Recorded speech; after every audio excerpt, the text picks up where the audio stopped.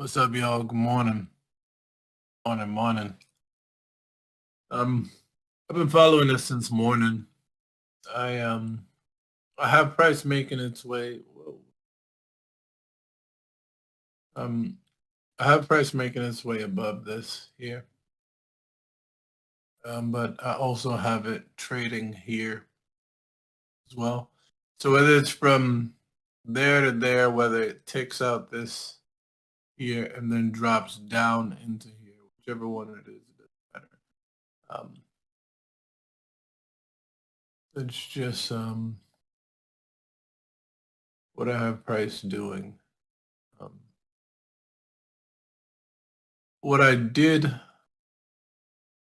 initially have from yesterday was that we'd trade out of here and go to tap up into this area here, which we got that, but it was just very slow.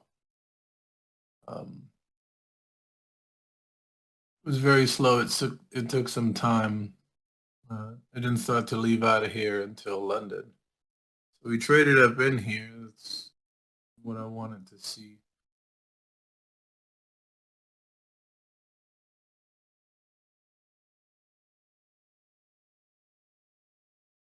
You know that we have this rounding here at the top that a lot of people tend to pay attention to. But I always tell you guys that when this happens, yeah, this kind of points to, price making its way down to, some area below, but it's essentially pulling back and heading there. It's creating the other side of this curve. But what I'm more so expecting is a stab right through top of this here. Not only that, there's also, trend line highs that are here. Yeah, but we'll see. We tend to watch market open and just let it give us the data that we need. Um, to make these decisions with.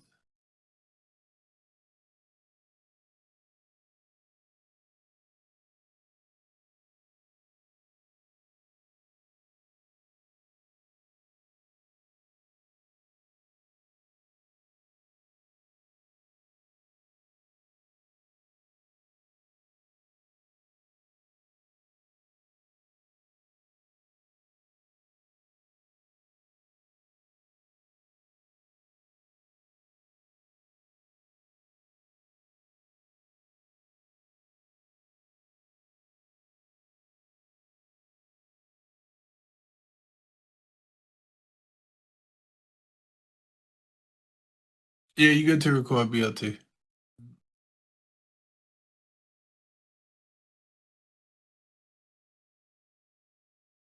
All right. So market open is coming in less than a minute, and we'll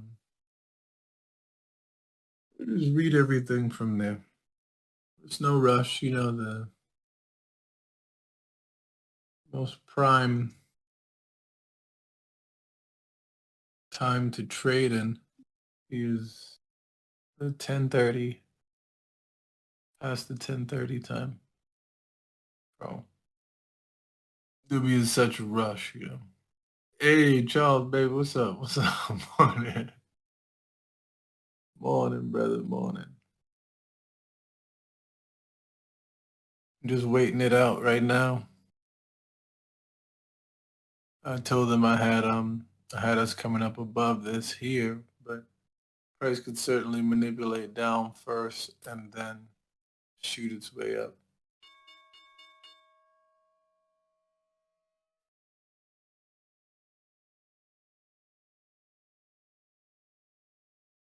Oh,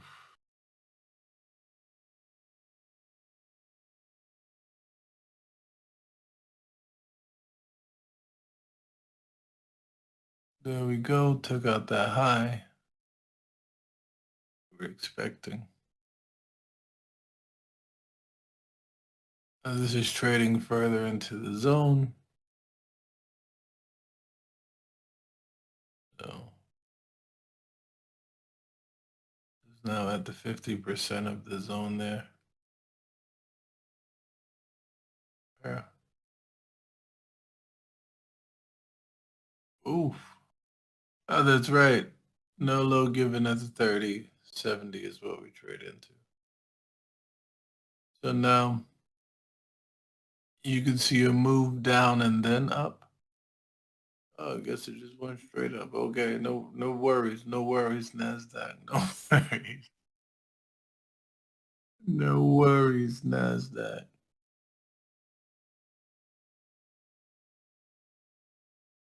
All right, so there goes that high taken.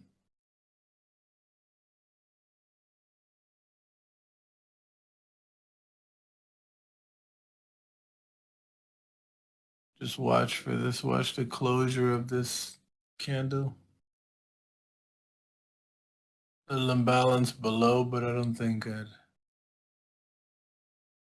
take an entry if it comes into the deep part of it. Maybe if one taps into the beginning, this comes into the beginning and then trades out of it like that, then that's different. But drops back into here, I would be thinking that we'd now be coming down for these levels.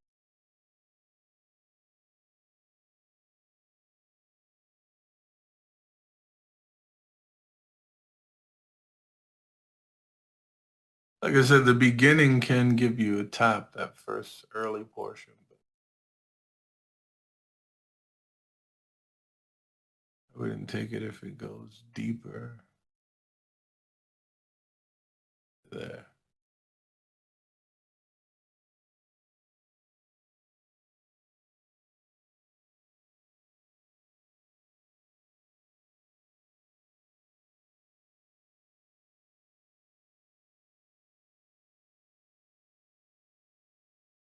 Oof.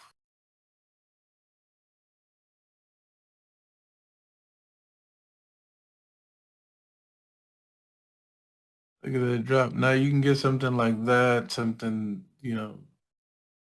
like that climbing its way into this portion below.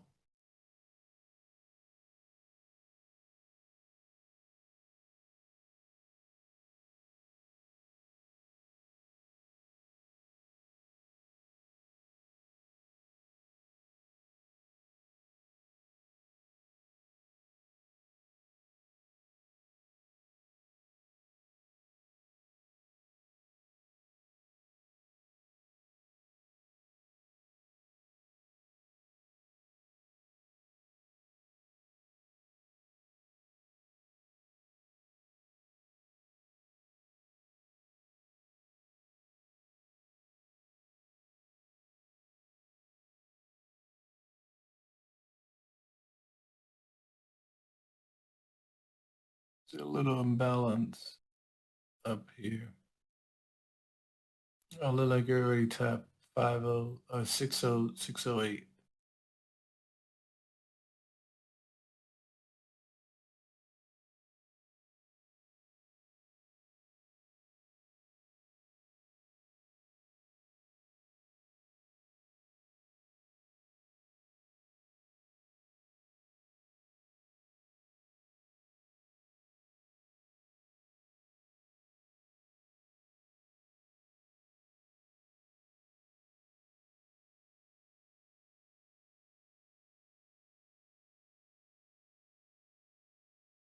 Structure building on this 5 second.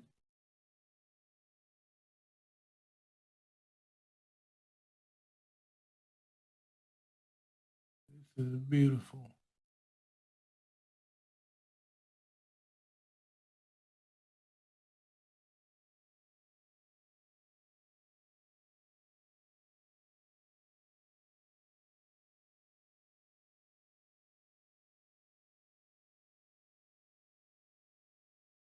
At 599, there's a little low there that it could look to take out.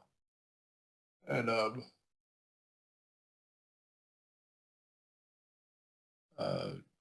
bounce from there if it heads down there.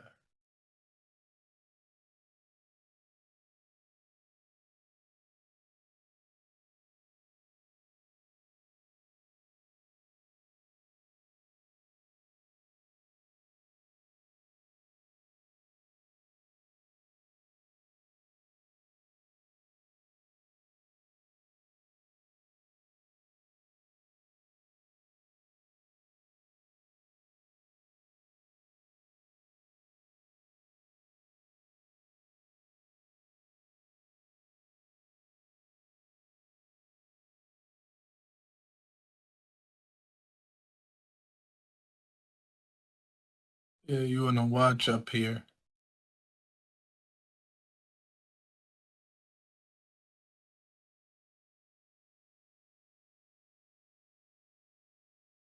Let's took out a high to the left. So if it puts in a high right here and ends up coming back into here, a lot of the times that fails and we take out the low just below it.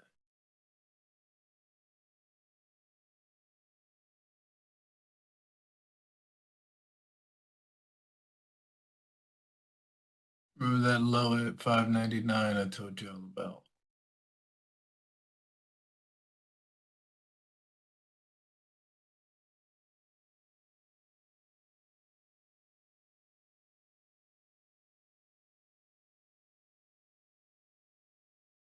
Uh, 592. I'm seeing if we'll take out that low there. 592.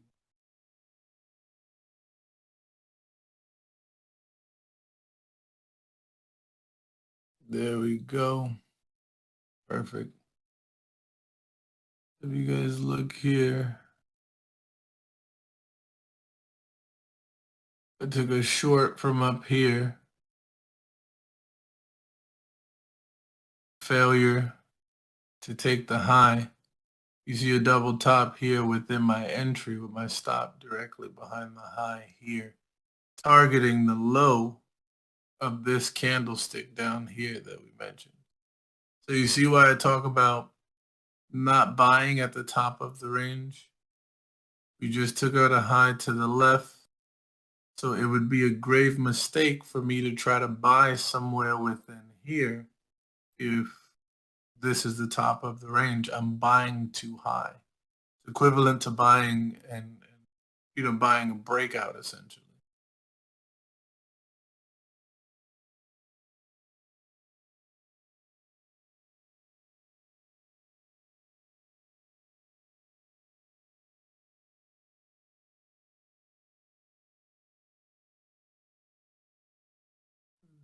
Beautiful.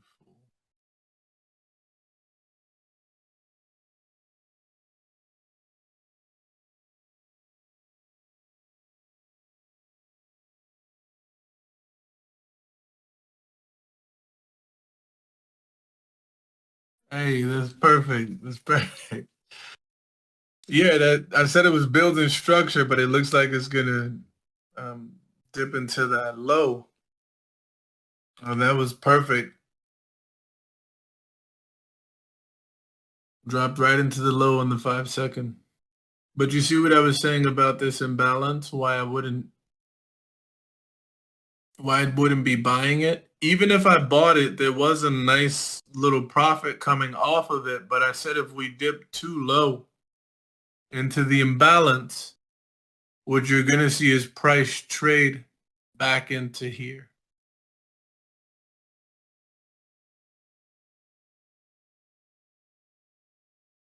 Right into there. And that's exactly what we got.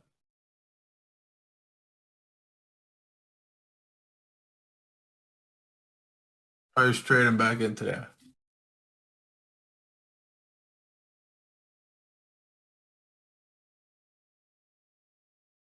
Yeah, exactly. S&D responsible for the break.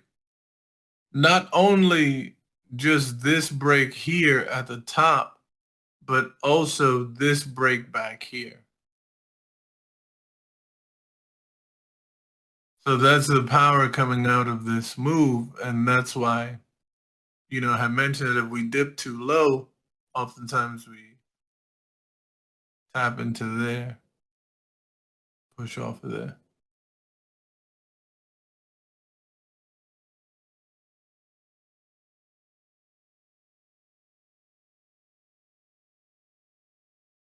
There's a little wick inside of this here.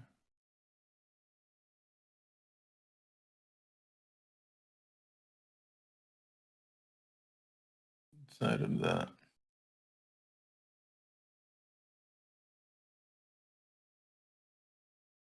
Hey, that's a beautiful shot.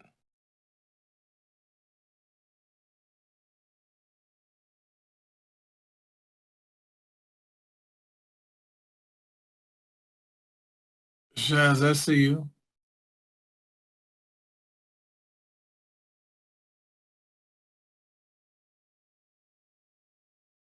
I'm running up this PA.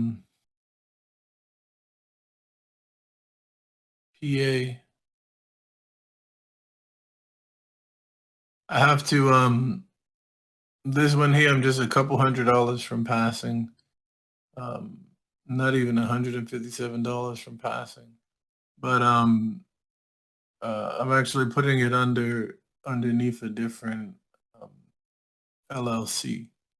So I'm waiting to update the contract through Apex, and then I'll pass this one. It should hear from them anytime within the session.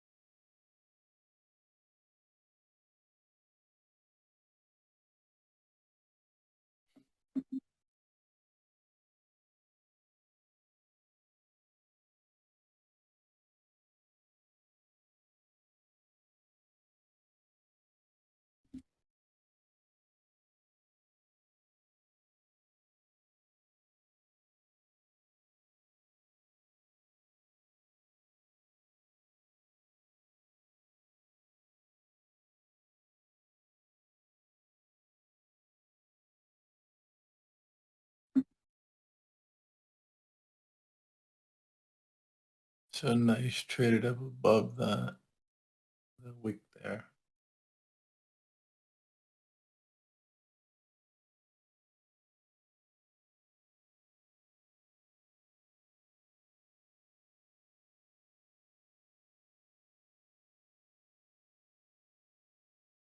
These candles are a lot larger than these regular New York candles here.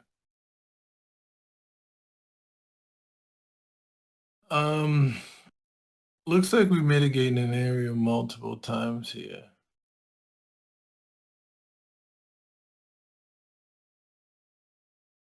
Here and there. So if we do get back up here, you can expect another rejection here, another one on that. We end up trading above it, then you get back into the range. So until those things, occur, I wouldn't be interested in shorting until something's taken. That's why I told you guys, just wait for something to be taken. See, this was taken to the left. That's why I entered into a short here. You wait for something that's taken. Then you look for your move after.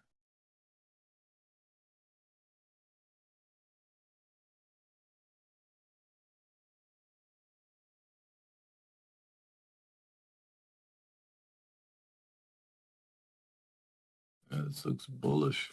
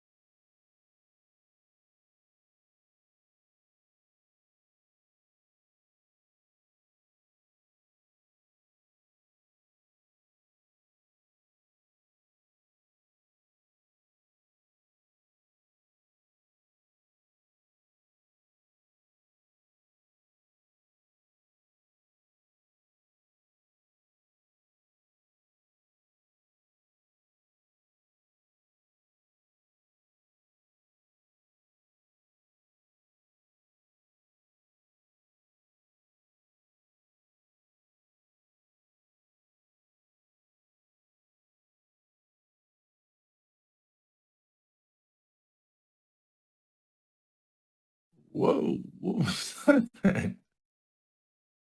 Dang.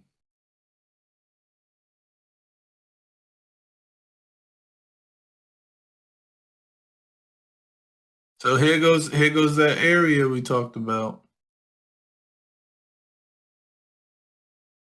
Okay, just violated it. Took some lows. Took some lows. So we get some lows, we tap into a zone. A lot of the times you could see some upside here.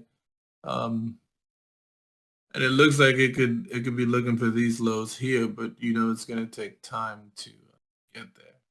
So here's that push off of the violation of these lows here.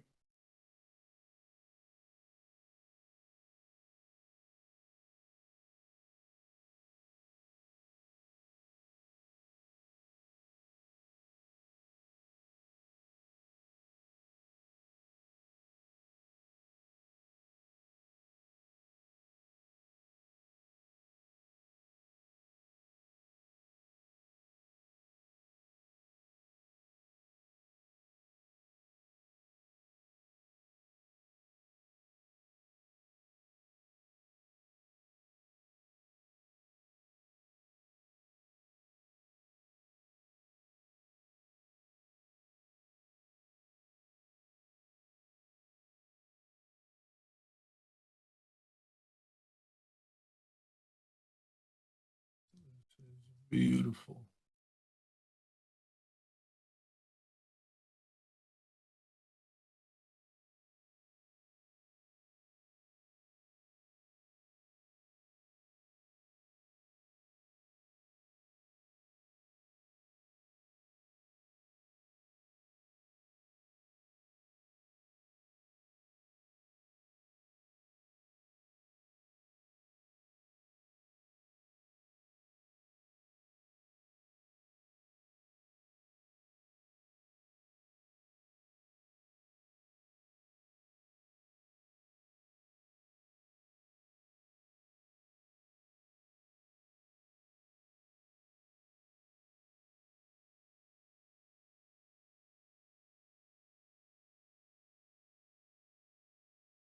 Five-second low ran. Just had a huge bullish push off of it. That's beautiful.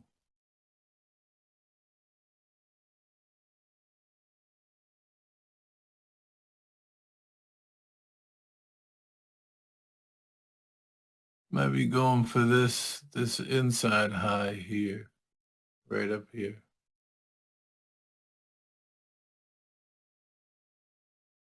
This inside high up here, 568.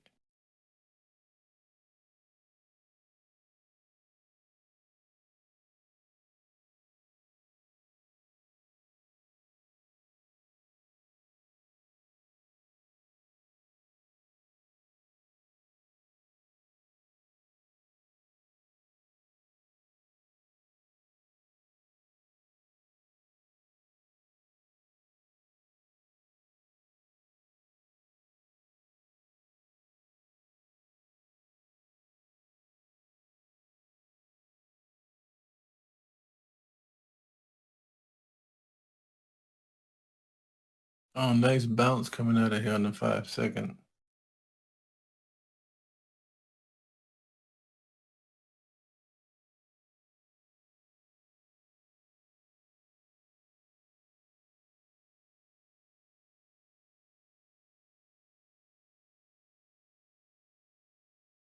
Another trip. What 63? But I think if we get up above 63, we go for 68 as well.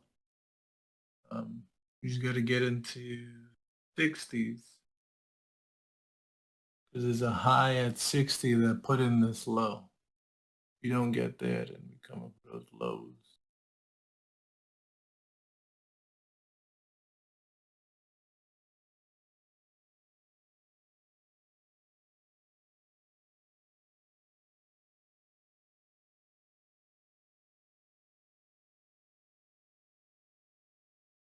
Look what's about to start, y'all. It's somewhere down. There go those lows we mentioned down here. But now we're about to start.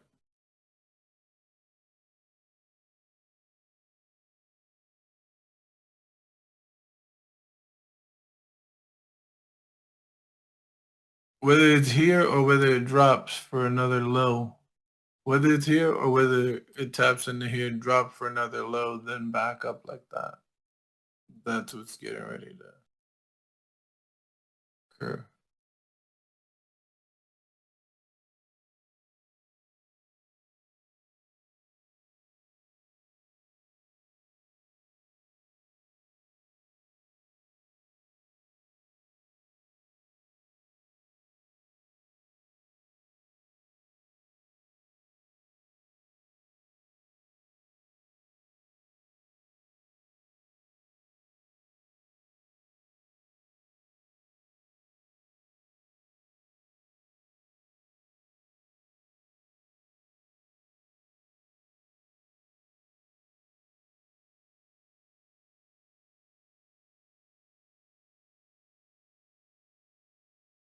So there's that other low.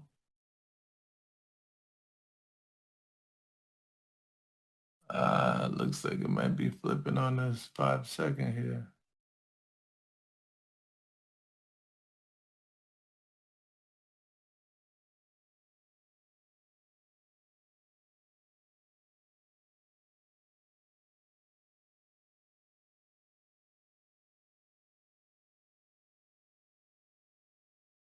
The lows are, the ranges are getting smaller in the little pullbacks being given.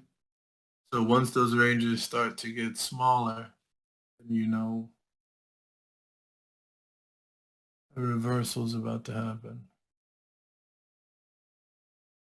This is a higher time frame area that I have drawn out. I don't remember what this is. It's probably like an imbalance from a higher time frame.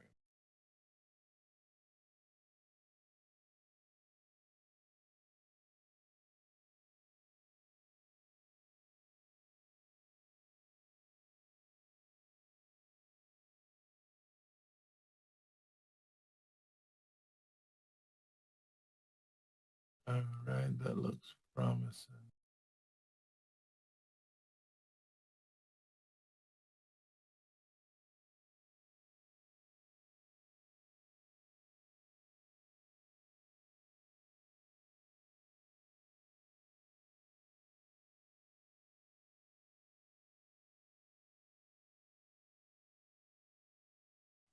Putting a stab on the 5-second.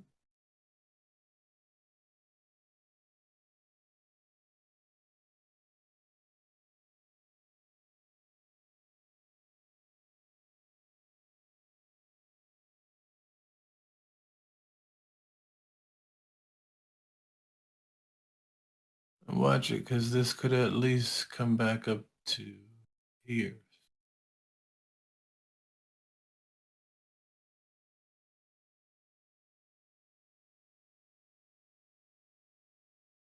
Don't get caught trying to short these things up.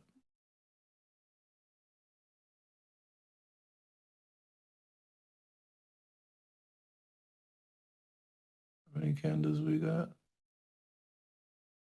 What time frame is this from? The 5-minute.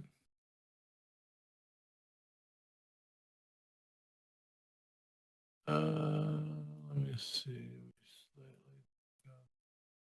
So this does appear to have just a little bit more downside to it.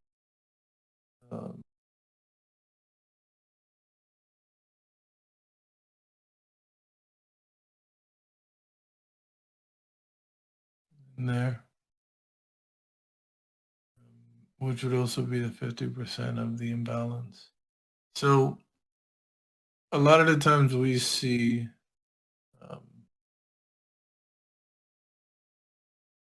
we get our high, we get our low, then we get our high, and then we get our lower low, and then we get the violation of the high. You see us tap back in and continue like that. A lot of the times you could have it to where some of these areas, provide that first high there. Then when we trade below it, digging deeper into the area provides that thrust moving up. So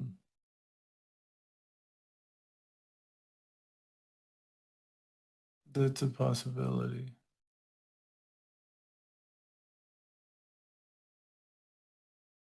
Um,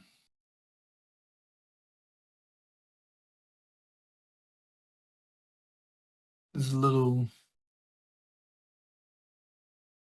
inside high at 522.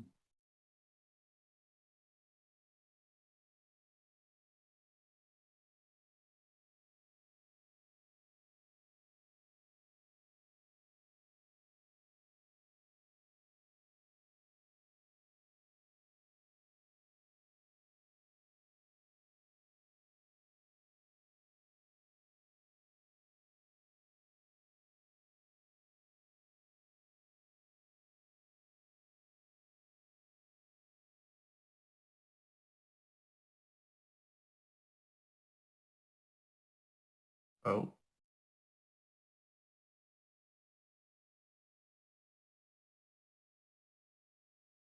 so that 522, it looks like it's heading there.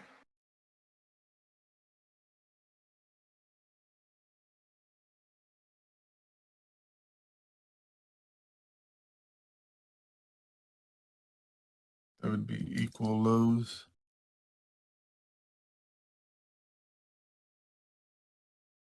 Taking both highs.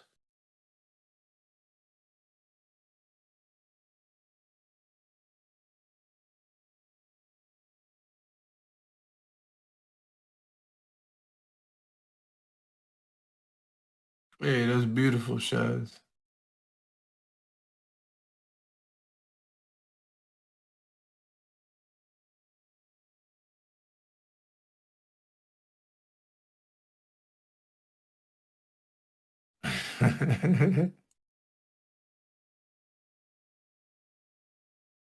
We're just waiting for us to go into our range. This is still a part of market opens volume.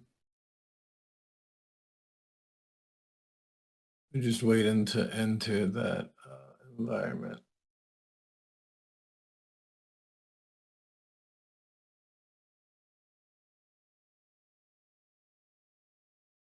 We already took out a higher time frame low, which would trigger a higher time frame pullback. Taking out a higher time frame low here, right here. Put in this high. We shifted below it, so it triggers our higher time frame pullback, or even accumulation, if you want to call it.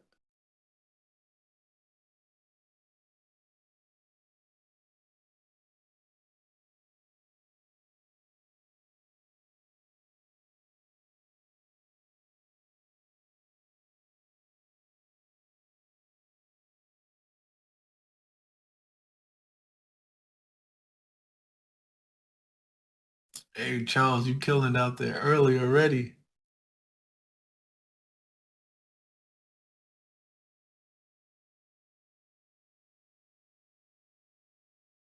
It's like a 5-second imbalance. This man talking, it must be a fraud. Man, they're gonna see you, or maybe they won't. That's the part that sucks. Like, people can see something right in front of their face and, deny the existence of it.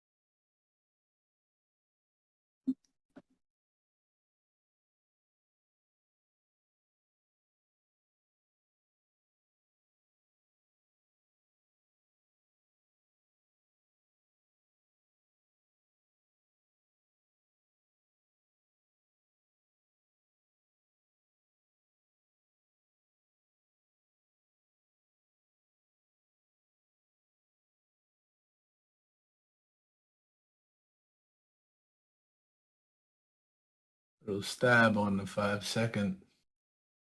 Wondering if that's trying to get back up there. 507 to 522.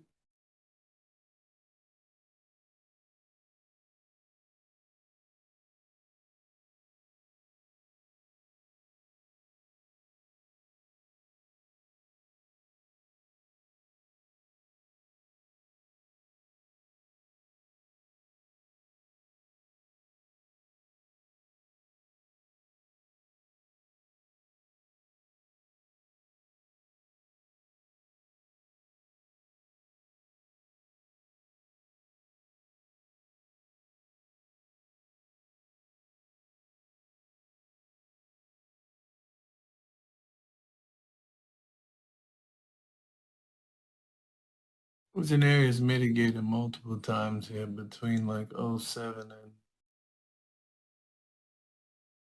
98. 498. An area it's mitigated multiple times here. If it breaks below this, you get the dip back inside, but if it mitigates this area a few times, you could have bounce back above it.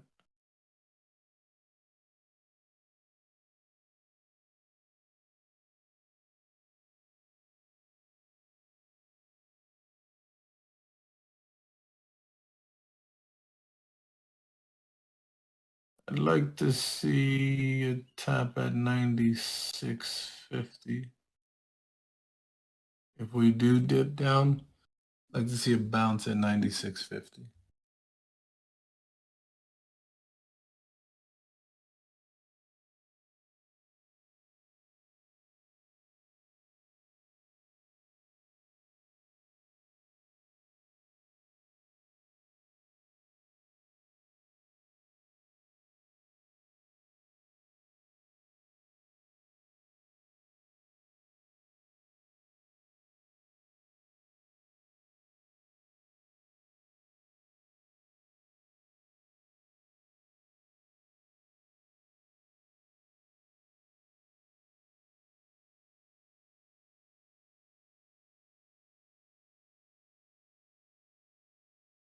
Like it wants 22, but it doesn't.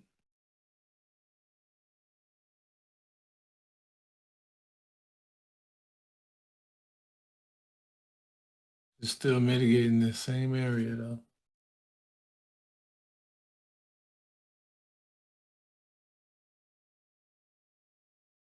It could be a rejection after 22, so careful.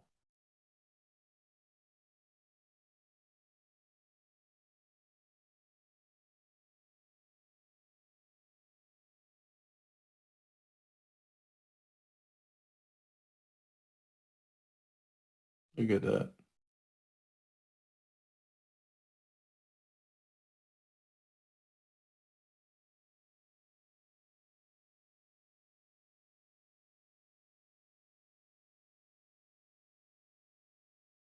Go ahead.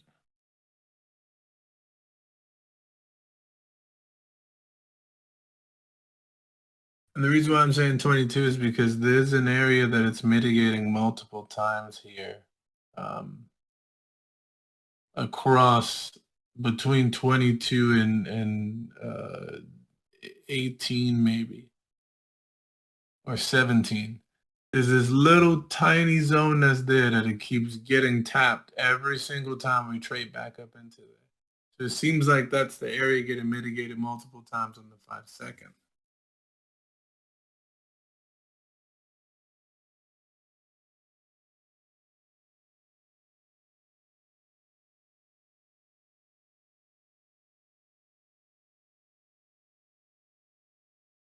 So we're getting ready to get into tape reading, but just taking y'all along with my progress. I'm getting ready to start this one down here in a few, once we start the ranging. But obviously I've been keeping y'all up to date with this since started earlier.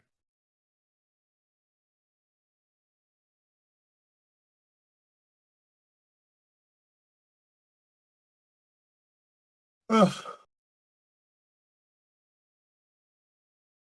Let me actually look at where NQ is. I mean, YM. Dang, YM just took out a high though here to the left. Yeah, after we take out a high, we expect a pullback. Oftentimes when taking out that high,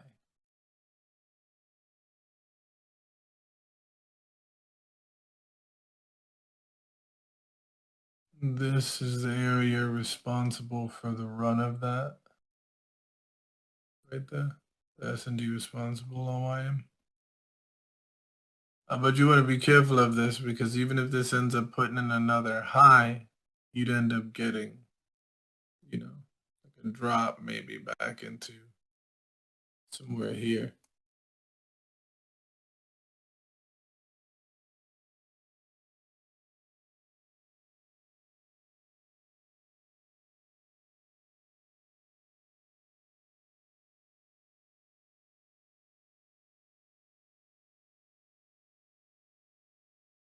Look at that. I said 22.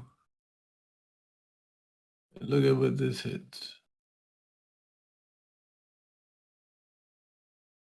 21.75. Yeah, I'm always a quarter short. Quarter short.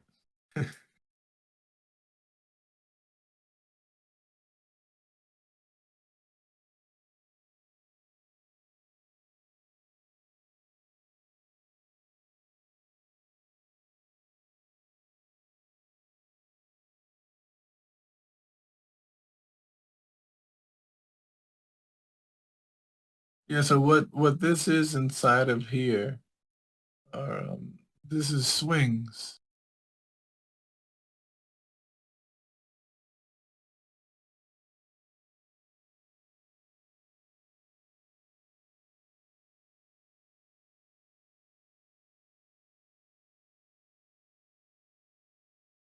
Swings.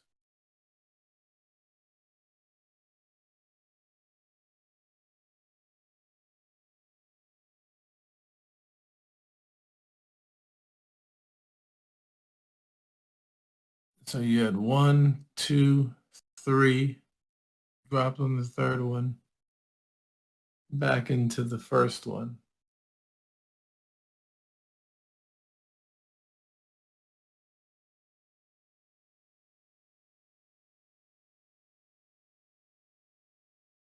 Yeah, I was expecting a rejection at 22, but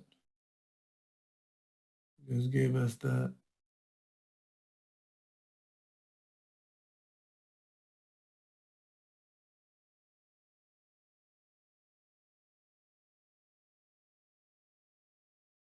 Oh, four. What is this? 21.25.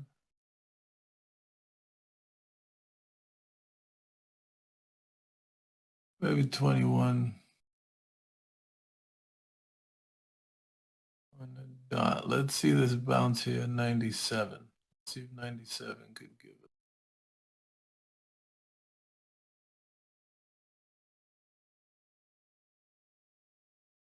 give us that.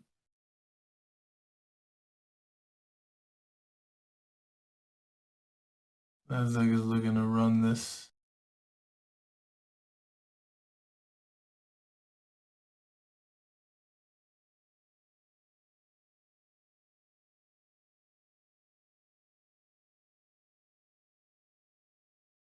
Let me, oh, this thing hit so fast.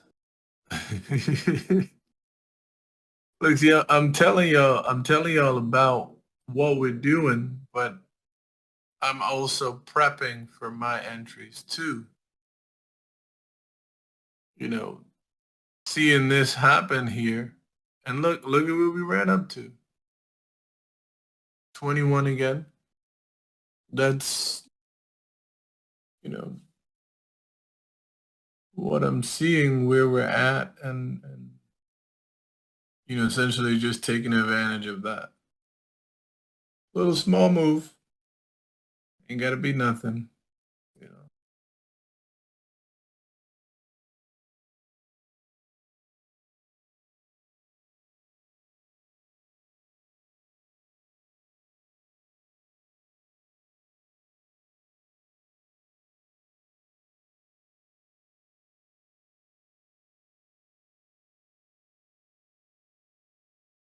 I took that buy two pro charge.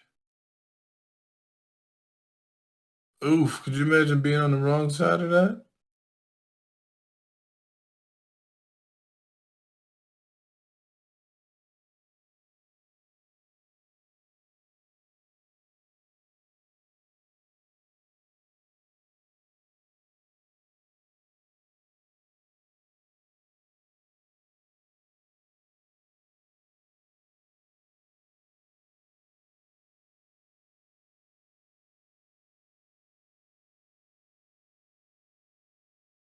It's beautiful.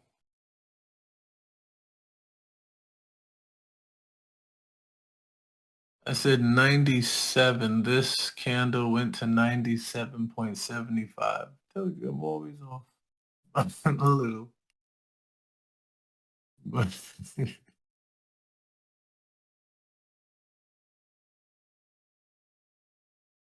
but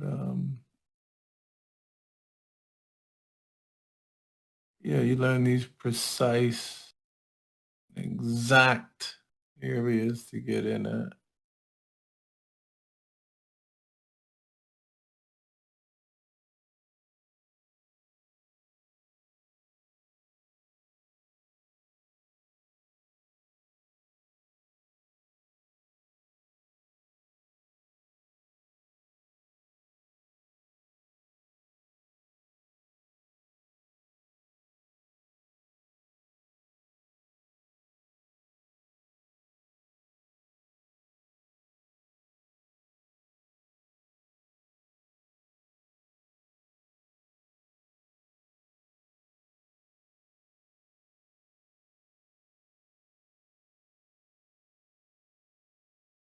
So it's more or less this.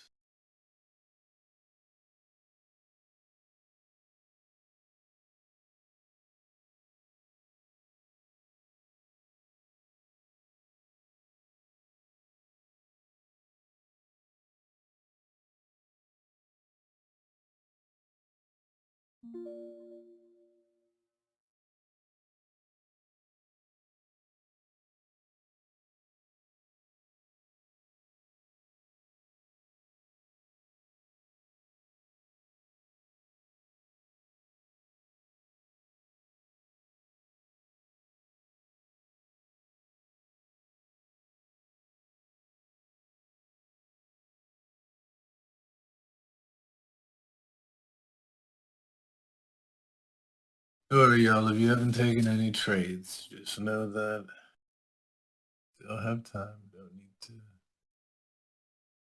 FOMO in.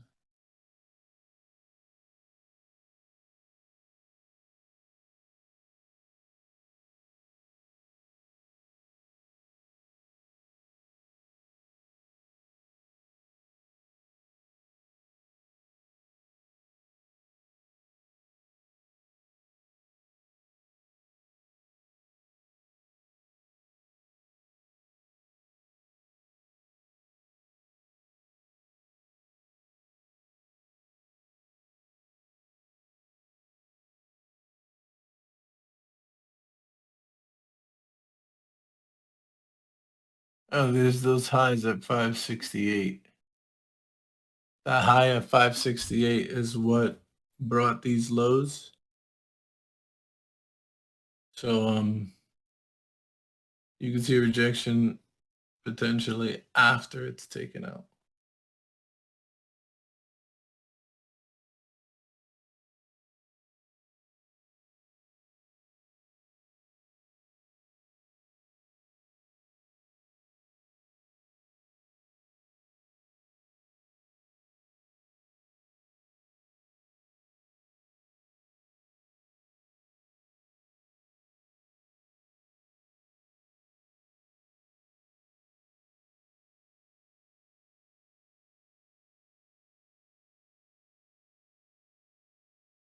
Yeah, and careful because sometimes it goes up like that and then trades below this here, back into here. So if this is sending us up above this high to the left, we're entering into this imbalance here. I would rule out getting in a trade in here. I'm not saying that it can't work for you, but I'm saying that the way I trade is that I would rule out entering a trade in there, being that it facilitated the break to the left, but it also completes the equal lows, runs the highs, and we tapped into an imbalance up to the left. So what it can do is come down and just swipe that low that extended that up, and then look to trade higher if it wants. So yeah, we'll see.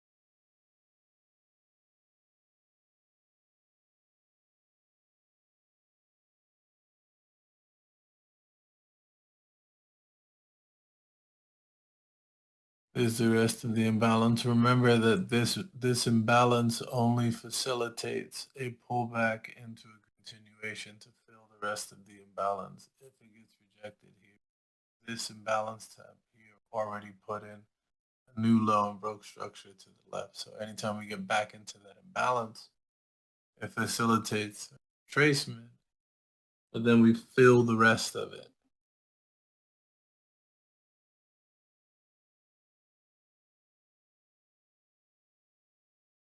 This is like those things on which imbalance should I use type of thing.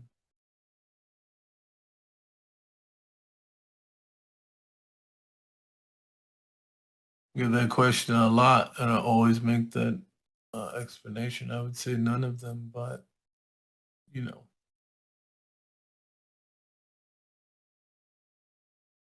I don't think using imbalances ever hurt anybody.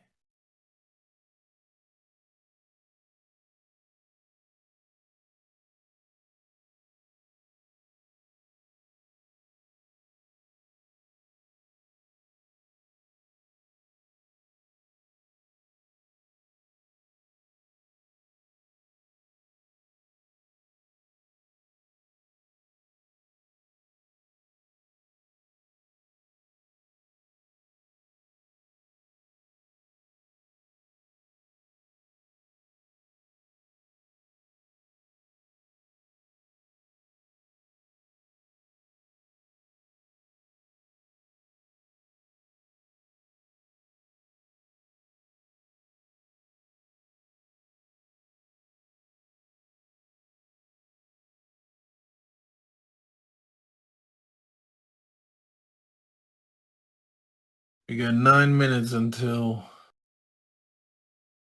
Joe starts.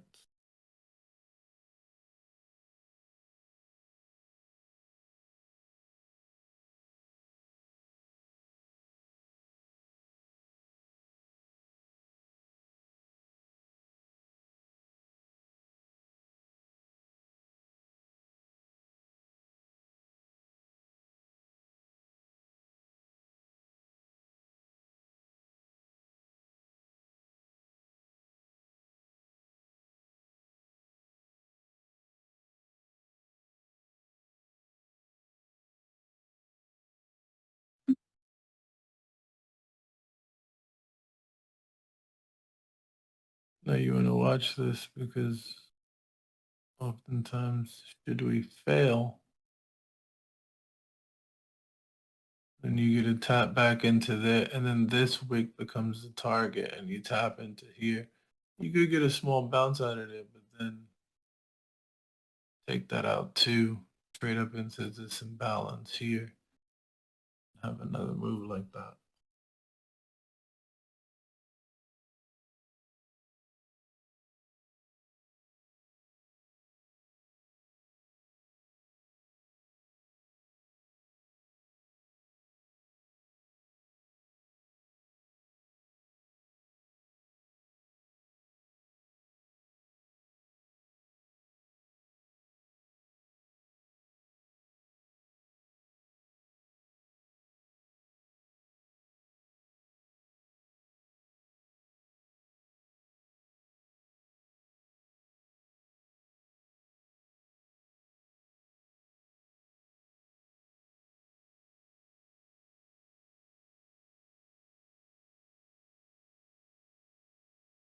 I guess rounding on the 5-second.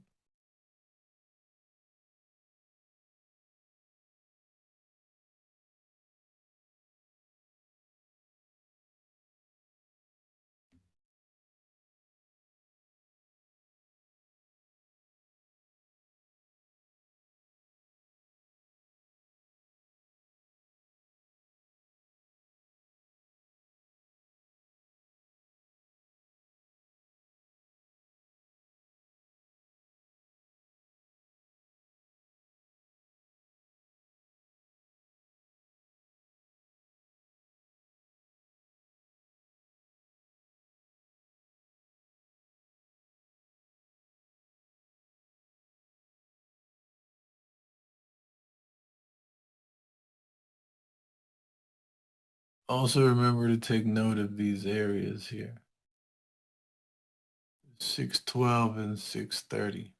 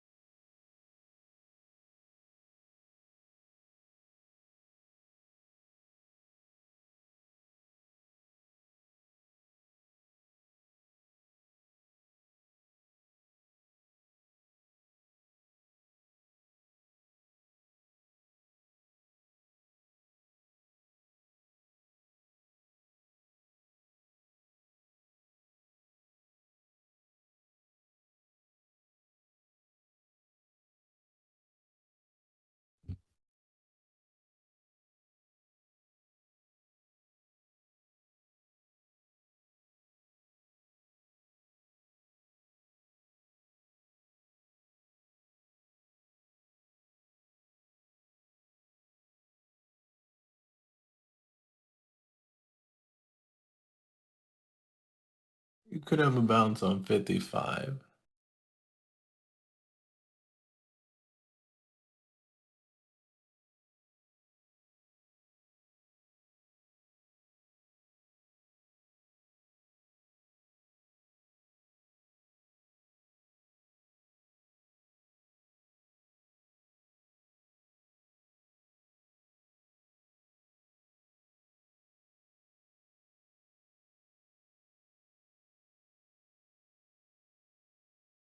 You see how I mentioned if we took that low that was there?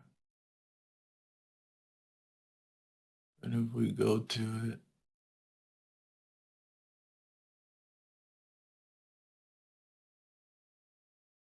inside low,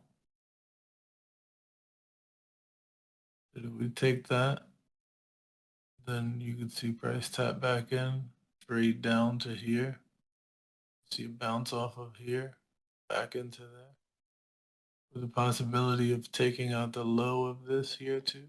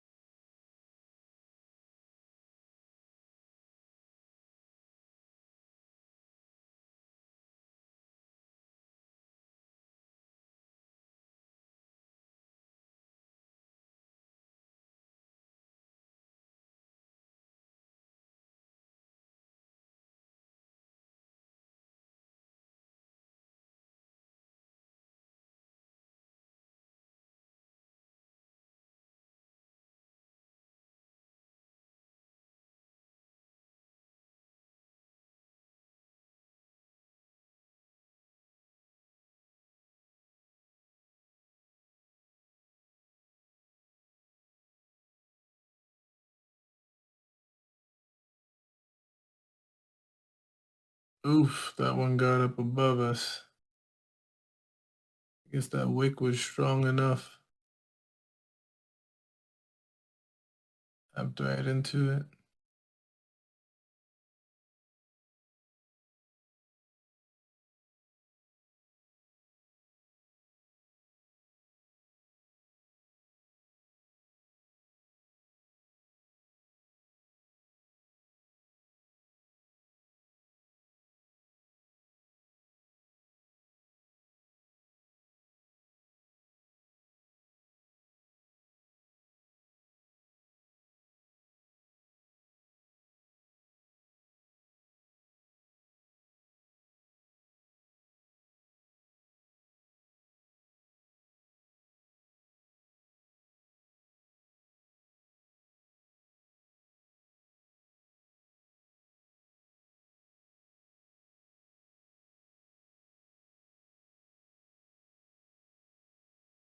Beautiful.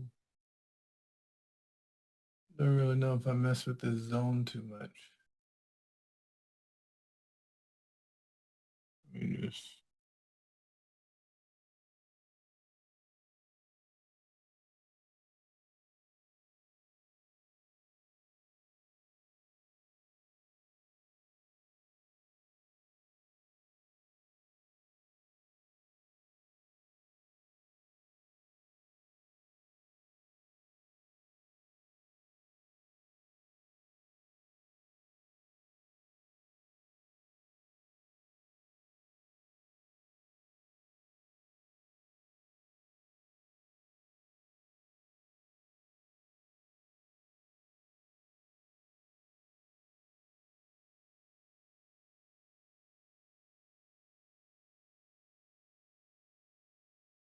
yeah, that seems to be the case for news all the time. That's why I said that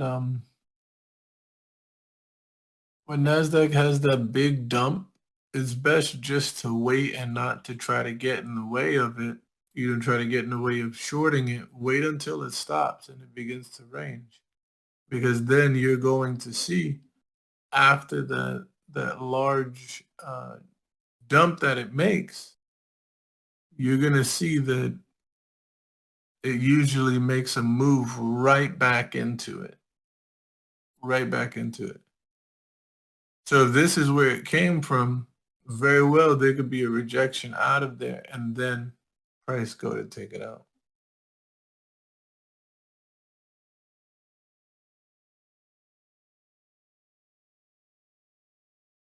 Hold on, guys. Let me get some water. Hold on. We're about to start.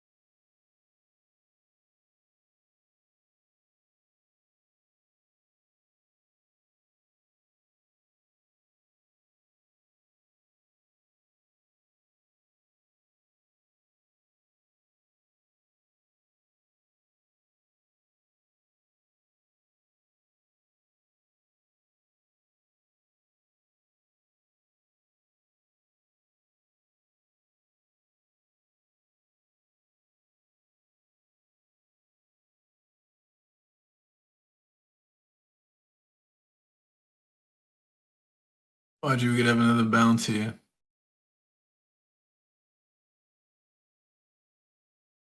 mentioned that the zone looks sketch. So a lot of times what you have is a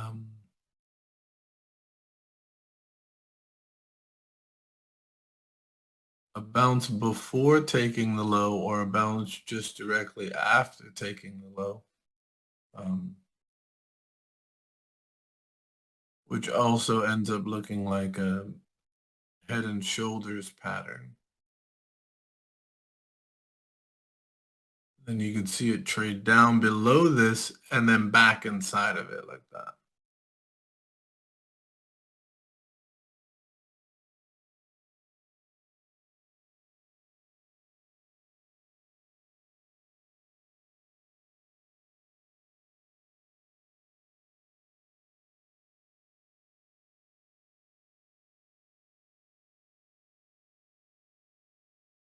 So there we are below it.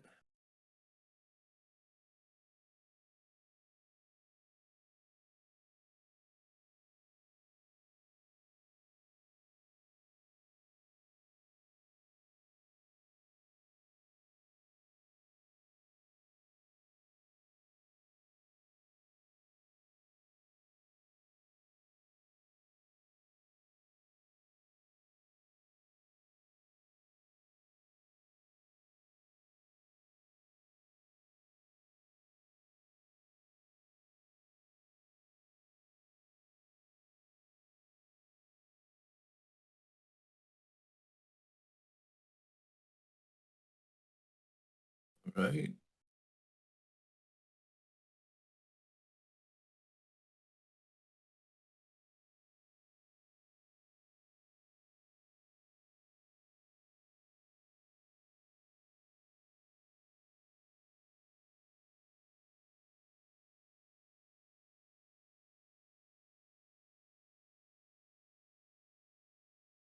Nice. It could bring its way back into here, or at least the imbalance just above this candle's high, 773. Beautiful.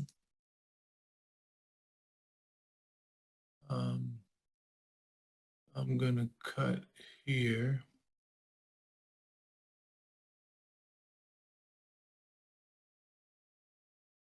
So I just cut this um, before posting a picture here, but this is what I was expecting back into here.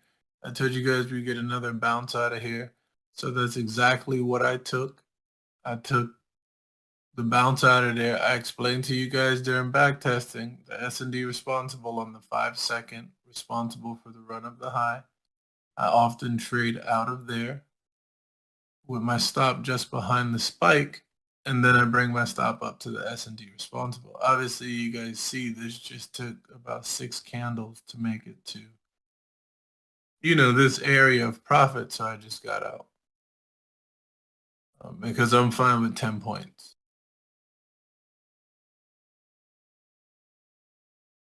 Let's go, Shaz, let's go. Hey, listen, most of trading is just waiting until it comes to your area, waiting until it comes to you. Where do we find high probability setups? And that's where we direct our attention to. That's where we put our money on. High probability areas, and only that. It doesn't have to hold until, yesteryear, until it takes out the liquidity highs, this and that. It doesn't have to do that. Nope. Just has to follow your expectations and the small amount of points you could scalp coming out of there. So again, all I need is 10. We get that wick that drops in here. That's that stab. We get that shift up above the high. Price trades back into my S&D responsible. And then what? Just takes me up 10 points. I mean, that was a little more than 10 points. That was like almost, almost 10 and a half or so. So I guess it was more like something here. No, 10 and a half. 10 and 5 extra. But perfect. Look, we tap right into here. That's what I was expecting us to get here. I'll take my profit and go. I'm not trying to hold on and be right about this high being taken out. I don't have to be right about it. But I know there are areas where, beyond a shadow of a doubt, I can find a move and be able to, quickly step in, take what you need, and you out. There's far less stress. Sometimes you're in trades for like 20, 30 seconds. You out of there. You holding on to 20, 30 seconds you're in trades. You're out. I have no idea who want to be in trades for a long period of time. So look, this is still going, this little thing we drew out. I didn't factor in this high right here getting taken after this first bounce here. I didn't factor that in, but nonetheless, I still followed the same approach. We took out this high. I wasn't expecting that, but when we came back to the same area for another bounce, I was expecting that. So all I did was just wait for that. We get that bounce, and as this shows, we wanted to trade below the zone. We got that trade below the zone. Most of trading is just waiting for the market to come to you. Here's what I want to happen before I enter into my trade. We swept those lows. That wick showed up. And Shaz, obviously you've been taking a lot of those, entries too, which I've been seeing. Perfect quick 5 points, quick, 10 points, 7 points, whatever it is. It doesn't matter what it is coming out of it. Whatever it is, just a quick snap and go, quick snap and go, quick snap and go. I could hold on to some of these entries and end up being $4,000 or $5,000 in profit. Yeah, that's true. But if I can develop a system where I could guarantee myself 10 points because I'm waiting for it to get here, and when it gets there, I choose to execute, take that 10 and get out. If I know that that's the one thing I have to wait for each day, that's what I'm going to wait for you.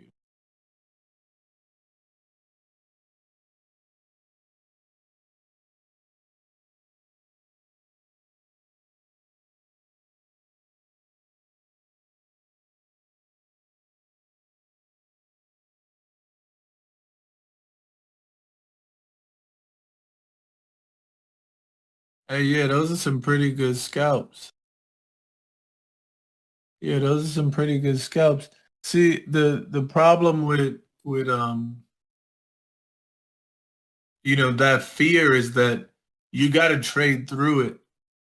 I was at that place before too where I was gripped with fear, ridden with fear. Oh my gosh, I can't press the button because what if I'm not right?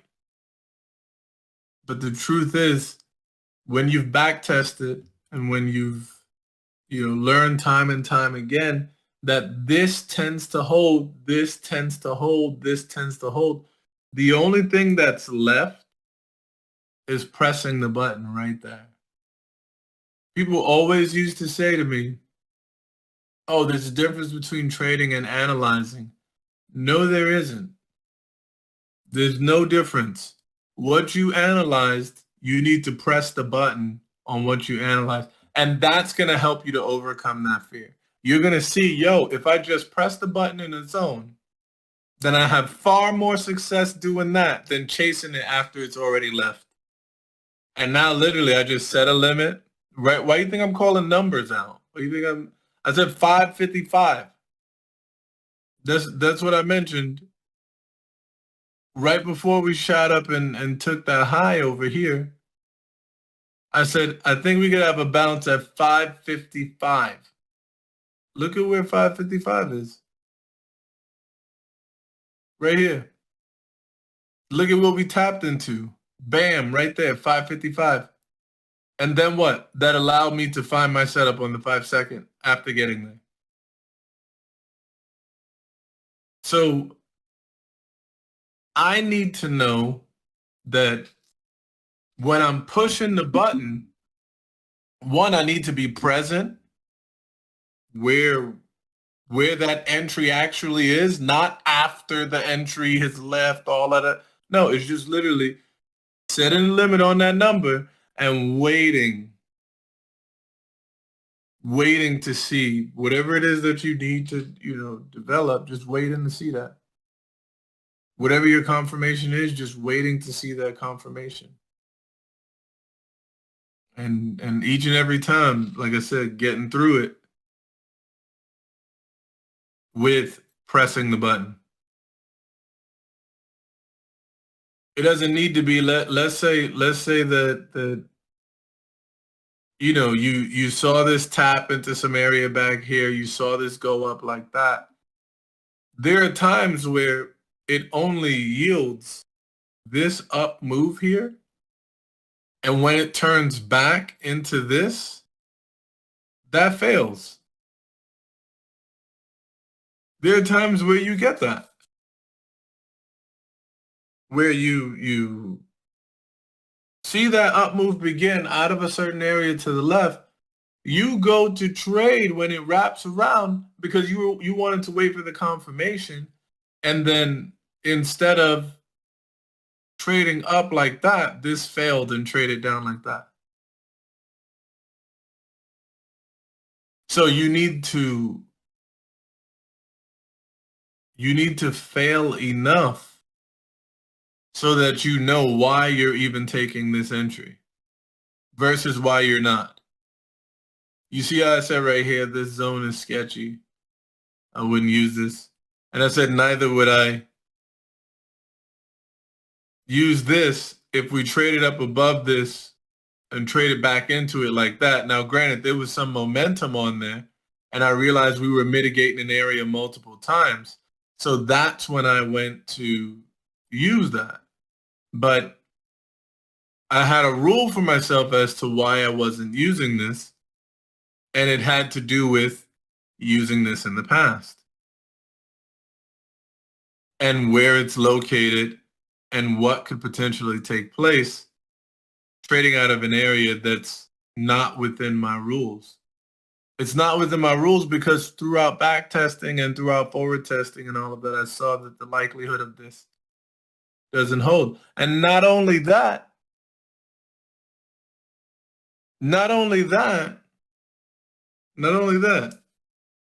I've failed enough on this zone to know that I should not be taking those entries. I've failed so much. I remember the zones that I fail on. The zones that are the highest probability for me versus the zones that actually fail. So it's not always just about, oh, what is market structure? It's making highs and lows, highs and lows. Okay, so get in on a zone tap and then take it to the next high. It's not always that black and white because some zones don't hold. Some zones hold better than others. It just really depends on where you are and what just took place. But you'll learn how to navigate those things and essentially give yourself a better chance in trading when now you're selective about where you trade from. Yes, press the button. Yes, press the button. Yes, press the button. I'm telling you, you gotta trade out of that funk. I've been in there. I know how it feels. You gotta trade out of that funk.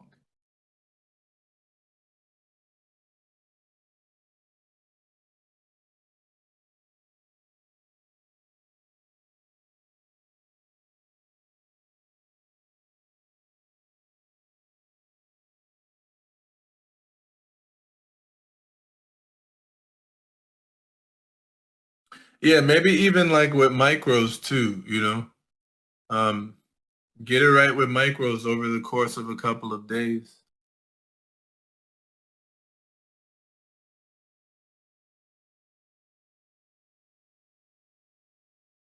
Well, that was a nice drop there.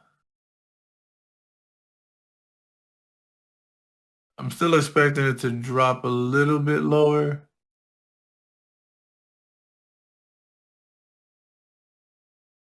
I want to see it drop just a tad bit lower.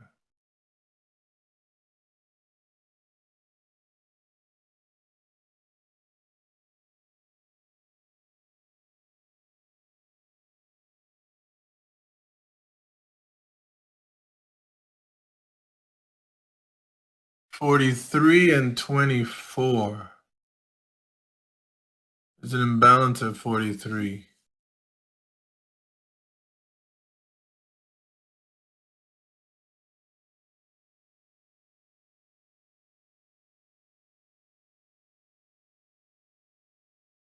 This is that little pattern.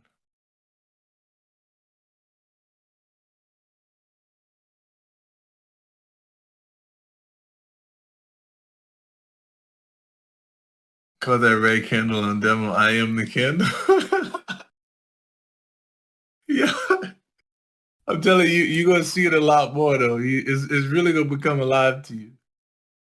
It's gonna be something that you can't, like you can't unsee. I am the candle. Yes, exactly.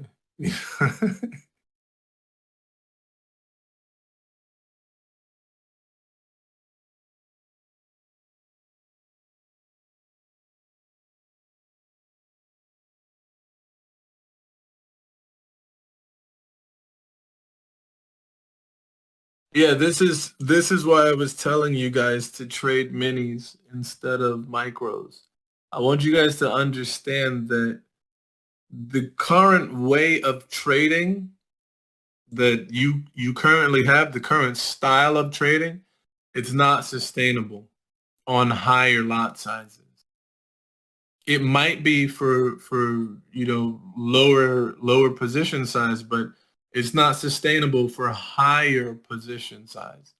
And that's what I'm trying to get across to you guys, that knowing what price is doing is one side of it. It's one side of it.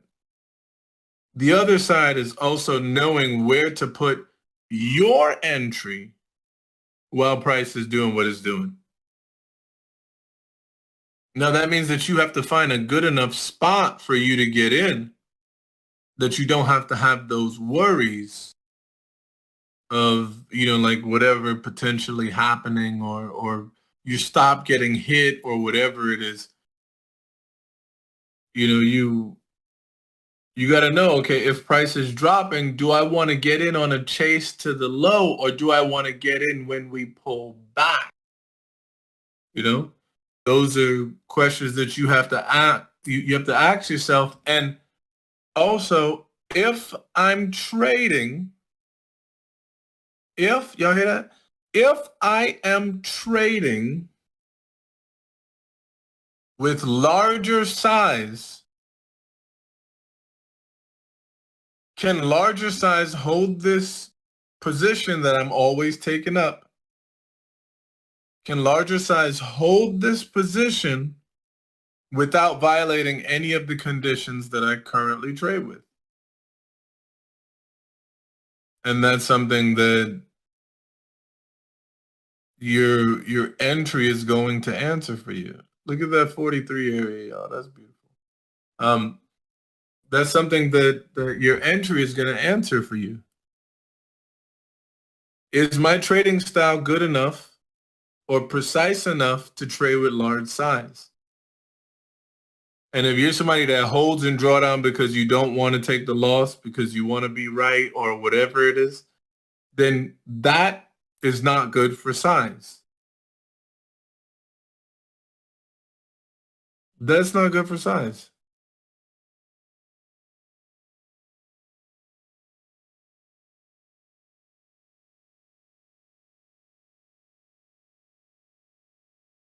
Let me see. Oil. Hey, look at that.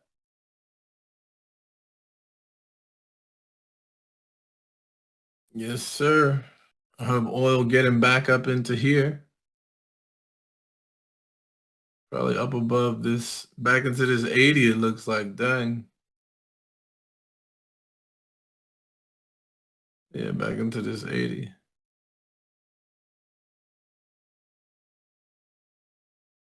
But that's dope. We were somewhere down here. I don't remember where exactly, but we had called this out a while ago.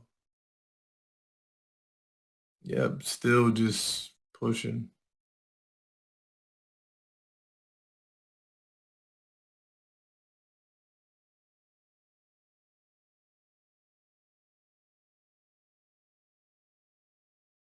Look at this beauty.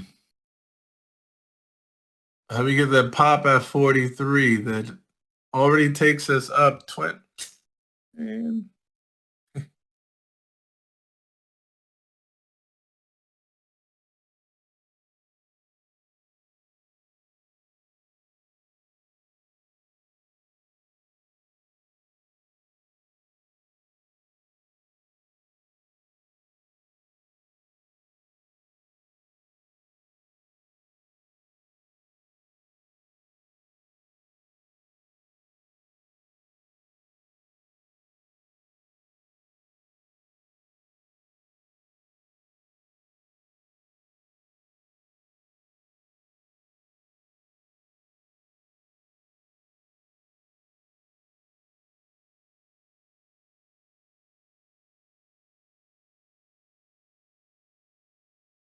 58 is looking nice.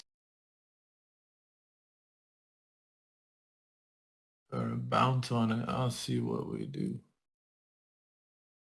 when we get there.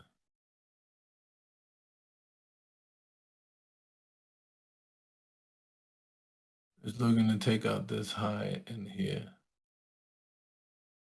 which could trade up into here and reject out of there.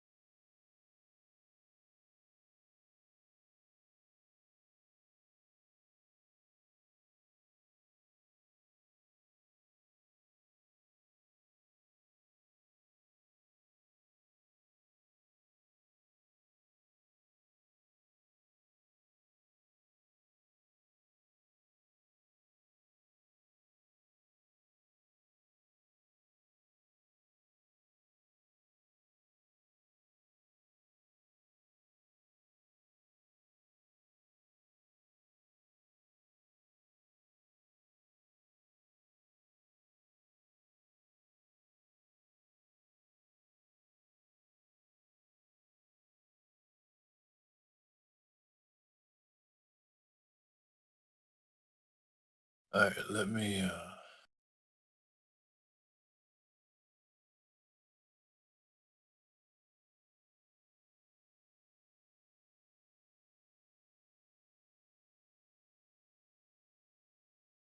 currently ranging across this 50, sorry, 62, 63. So I want to see if we get another bounce there.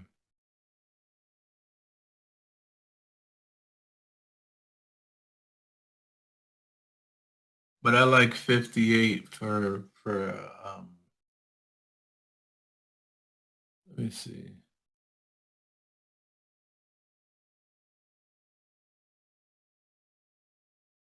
Yeah, I like 58 for a bounce. Because that'd be after something is swept.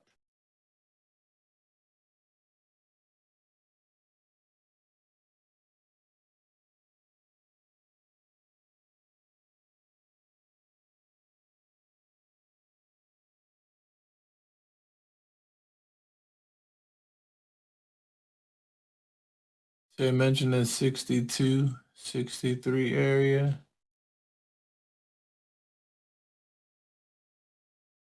$62 right here. Look at this bounce off of it.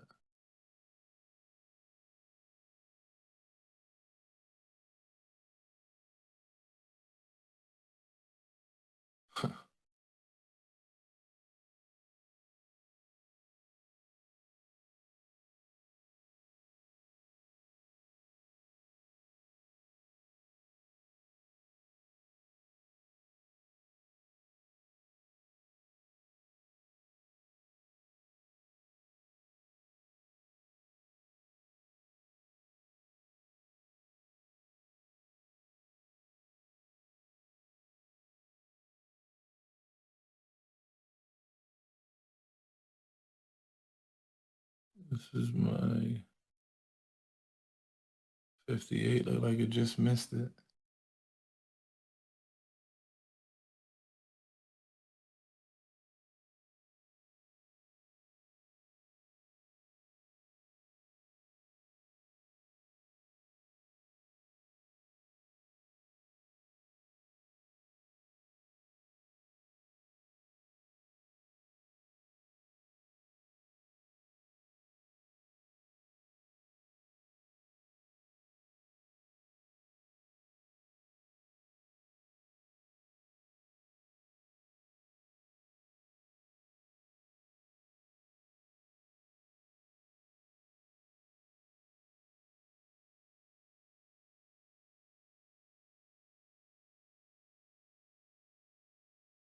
$55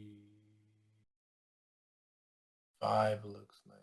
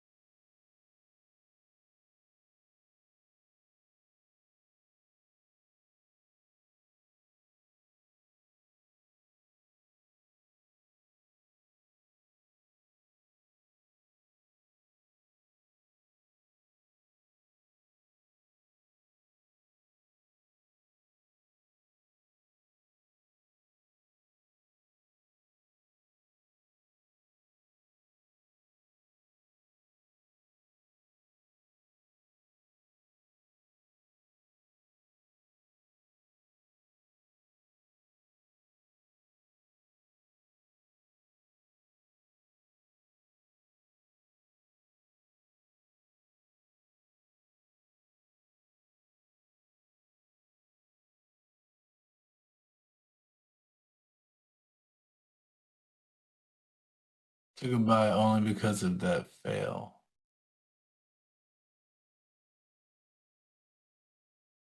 Where was that? Oh, that was before it got to 55. So we had a bounce on 55 too.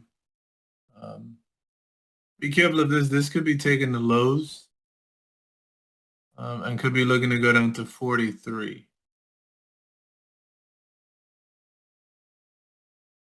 So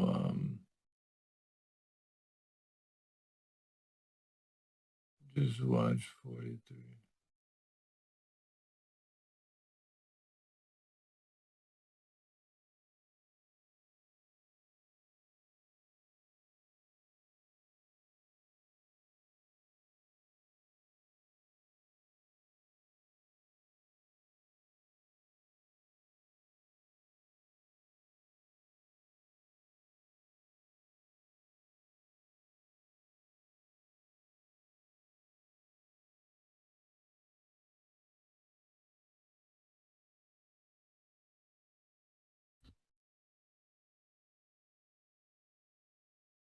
All right.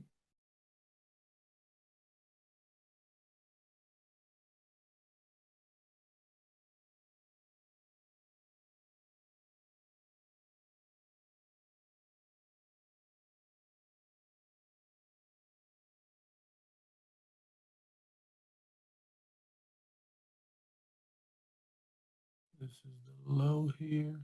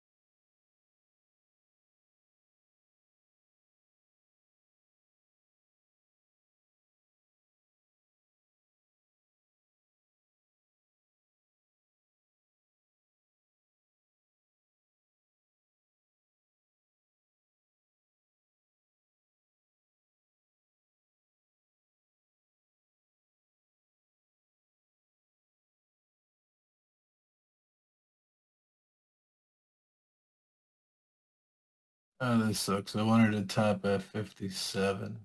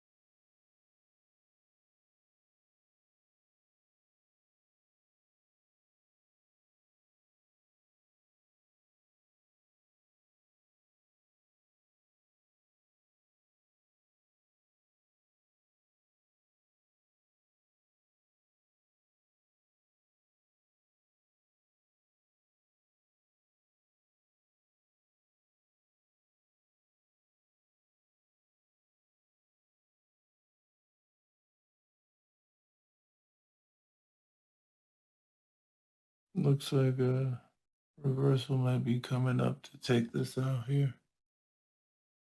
Number is 47.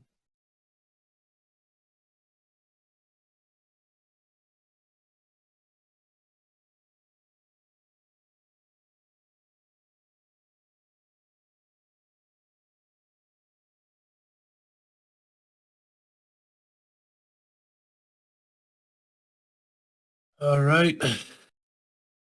Past the apex challenge with that one trade. Time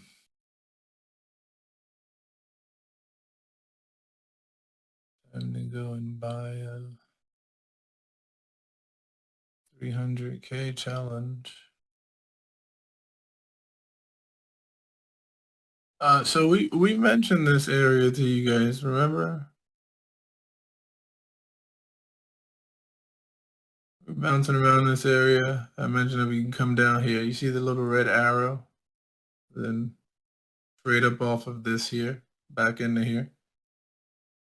We took out a low, so what does that mean? The reason why we like tight ranges is because we have this high and we take out this low, right? Though this didn't close, look at what happens after we put in the low. Retracement back into the range. We take this low out. Retracement back into the range. We take this low out. Retracement back into the range. We take this low out. Retracement back into the range. So that's why I always say wait until something is swept. You hear that? Wait until something is swept. And then if you're a green rat where you can only chase longs, this is where you're looking for the quick move, that quick strike. And you're also waiting for it to be in a zone to the left, right? So what did we mention over here? We mentioned 543. This came right into 543 and had that huge push up. I saw it taking out this inside high right here.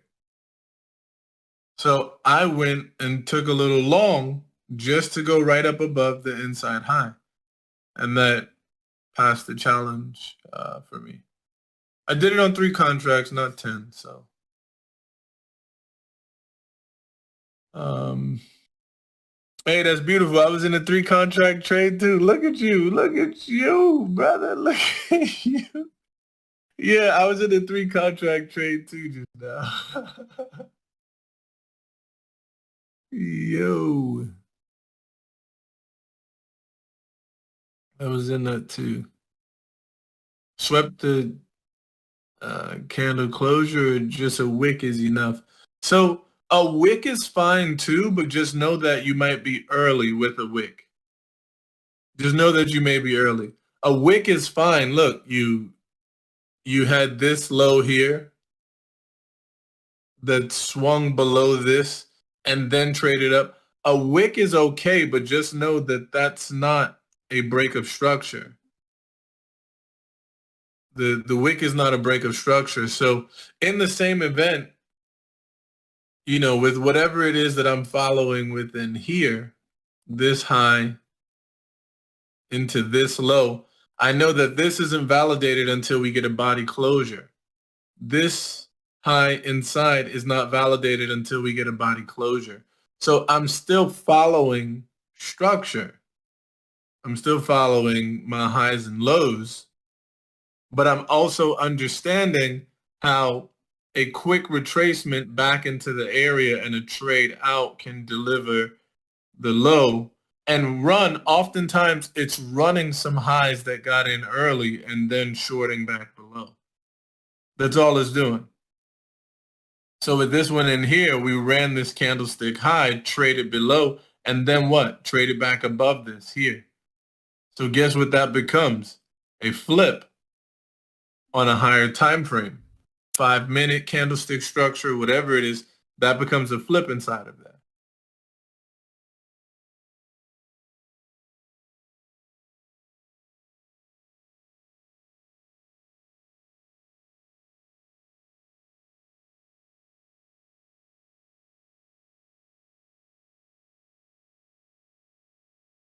Yeah, I use rhythmic accounts as well.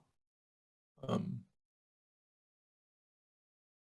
I don't use Trade of 8. Way too many problems with Trade of 8. I would prefer to stay away from that. Rhythmic has been one of the most reliable things, since the industry began. So, or the industry rose to popularity. So it's something I see as more reliable. Even though I got to get a totally separate PC for it, it's still more reliable than these other firms that like TradeStation, Trade8. You could use those um, uh, through some of these other firms, but they still have their problems outside of the firm's problems. So I pretty much prefer,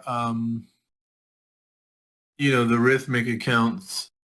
Most people might like the trade and view integration. I don't care for it because candlesticks are candlesticks, whether I'm looking at it from now. Oh, the other thing with that is I need a separate PC for rhythmic because Apple doesn't, you can't trade NinjaTrader on an Apple computer.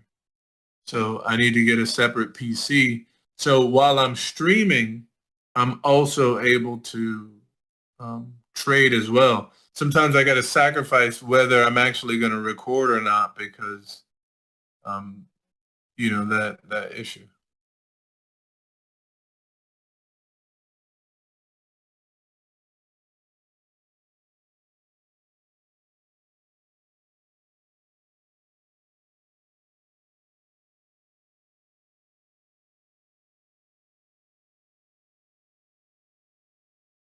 Yeah, I do trade through Ninja, but uh, I'm trading through Parallels. It's a virtual machine, so it's not. And the new update allows for Apple products. What is that? I gotta look into that because ain't no way. Yeah, I don't have Rhythmic running. By the way, But ain't no way. I didn't know the new.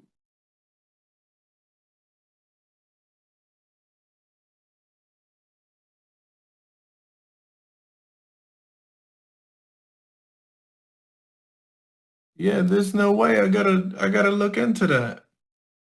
Because if that's the case, I wouldn't have to use my virtual machine and it wouldn't pull as much power. I had no idea about that.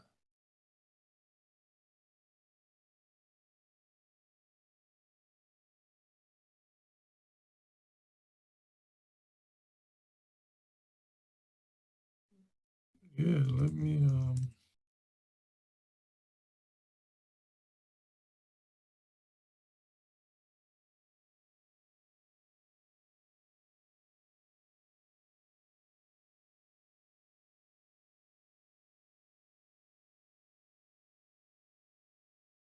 oh, look like um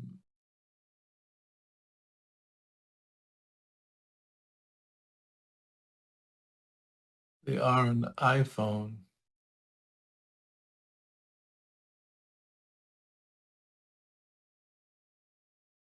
Oh, that would be crazy because I'd be trading in my bed.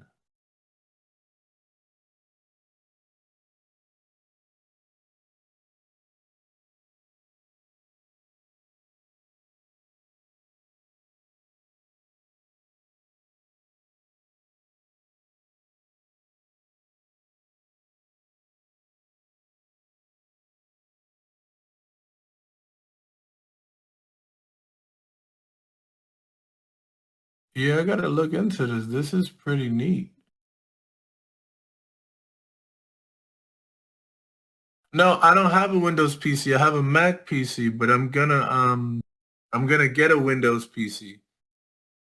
And particularly because of the modifications as well.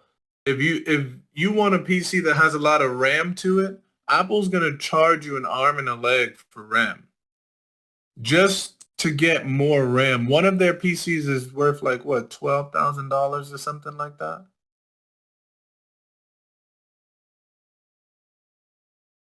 Yeah, yeah. You see, it's crazy. Like it's you got to get something with RAM. You definitely got to get something with RAM. That's going to be the only way to solve these issues. Hold on, let me put this here. So we take this high here. We take this high here to the left. You can see it's drop down into here.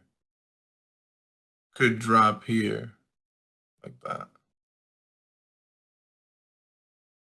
Forecasting, but we'll see. Yeah, I definitely have to I have to look into that. Yeah, so that's what I'm trying to do next, Josh. I'm trying to build my own PC. I want to customize it with all the different things that I may need for whatever it is that I do. Whether it's while streaming, I have these, apps open. I need something powerful enough to handle the functionality of this, all of that. I'm gonna look into that. Even if I want to play a couple games, sorry, on the thing, I'm gonna look into it. Just to boost the RAM. I feel like everybody needs 16 gigs of RAM and nothing lower than that.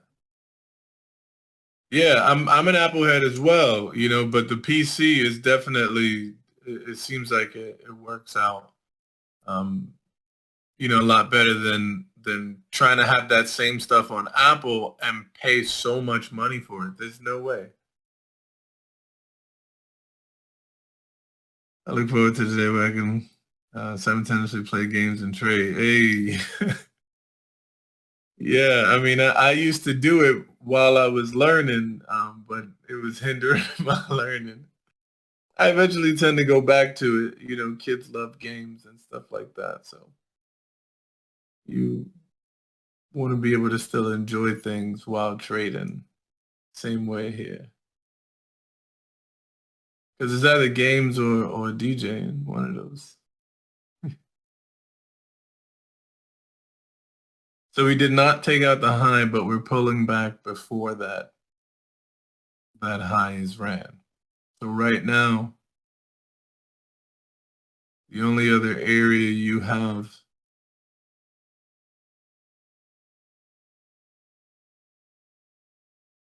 is this here.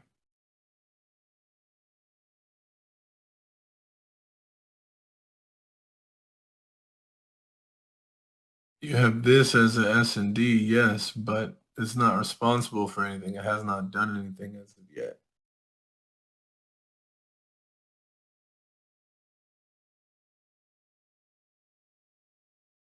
That's why sometimes there are times where I'll skip out on using this and I'll use something just below it.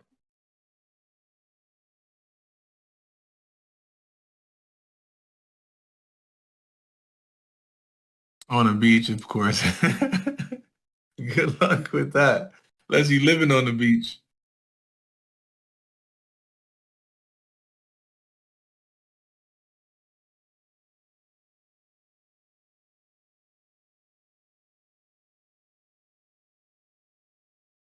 Yeah, that sounds perfect. I used to go to the boardwalk all the time just to clear my head.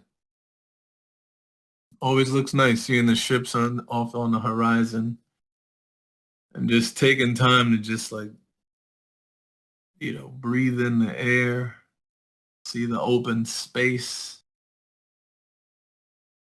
see where the sky and land meets.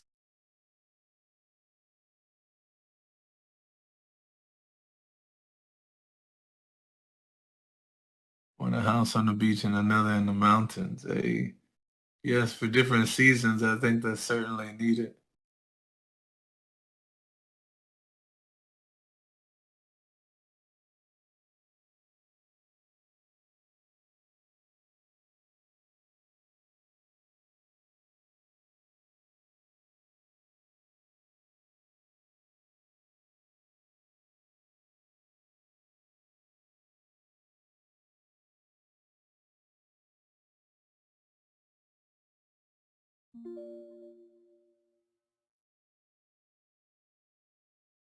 So it's not saying that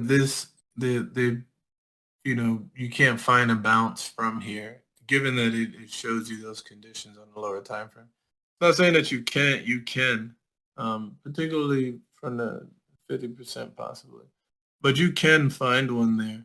Um, the only problem is that it's at the top of the range, so it still doesn't um, meet my criteria for getting in when because I only enter in specific areas. I'm not entering in anything else. It's going to be very specific areas. I'll wait the whole day just for it to get back there if I needed to. But I know when I open up 10 contracts, is going to be at this spot here. It's going to be right here at this spot. That's, you know, that's the way that I trade. And that's what I know before we even get there.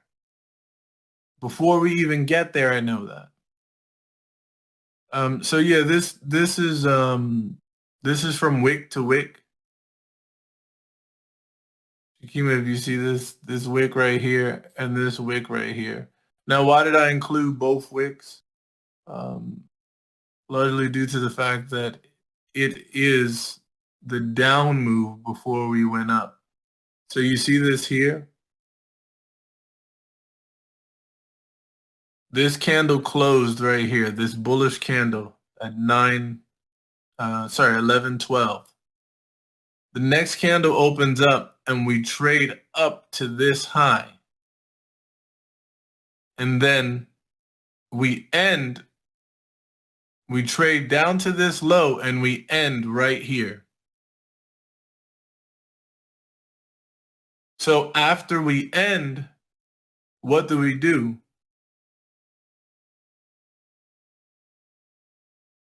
We close and then we go and we take out the high.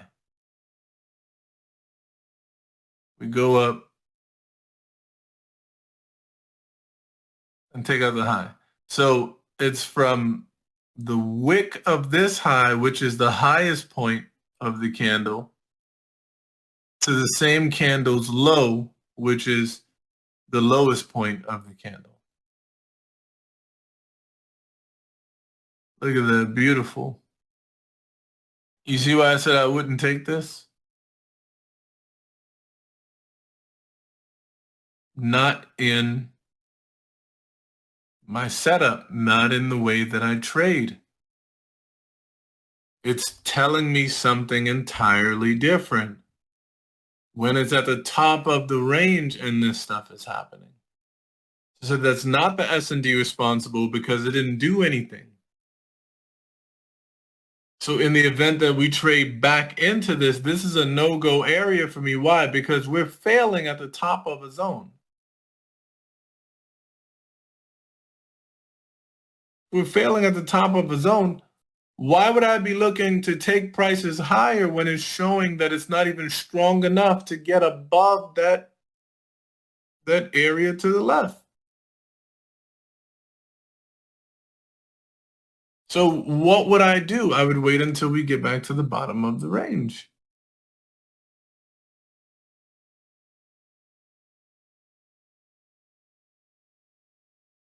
That's why I said I'll wait for something in here. And once I see my confirmation in there, that's where I'm taking that entry.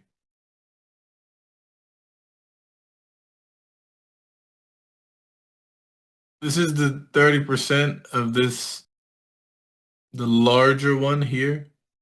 But as you guys know, we can tap onto the 30, have a push off, drop into the 50, trade up above the 30, and like that.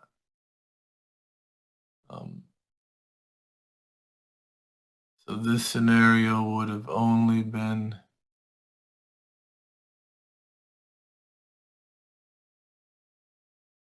if it took the high out.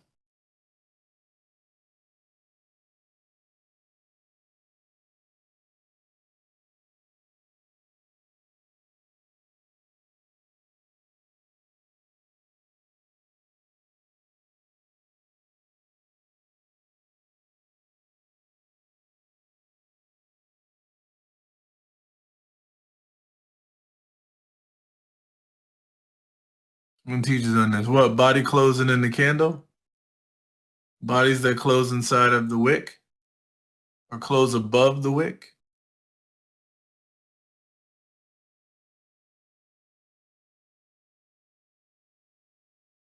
Let me also see which one I should, if I should stick with Apex for the 300K or if there's other platforms that offer more size.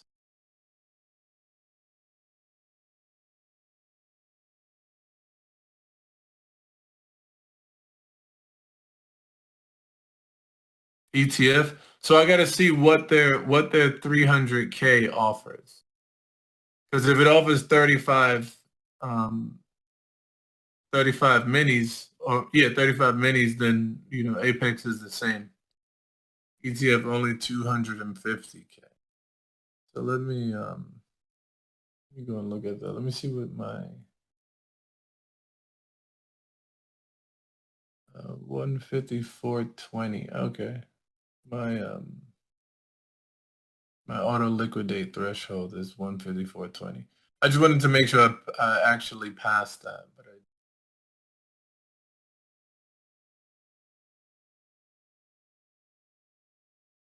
let me look at ETF.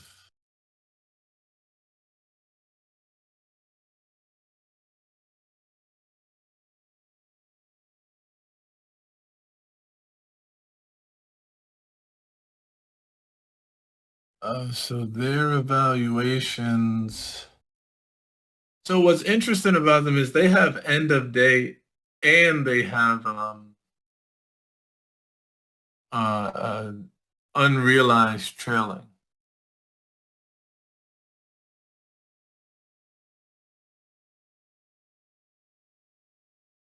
Yeah, their lot size is lower than Apex's. They allow 24 minis. Apex allows 34, 35. I mean, the max drawdown is not so bad, but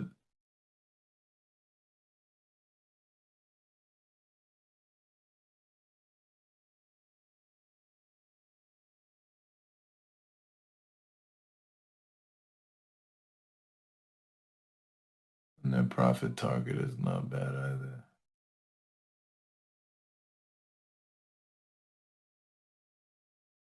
Yeah, it doesn't really look yeah, 24 contracts with end of day. Do they have a scaling plan? Because some places have a contract scaling plan. Where you can't use all of your contracts. All right, see you, Ziga. Enjoy.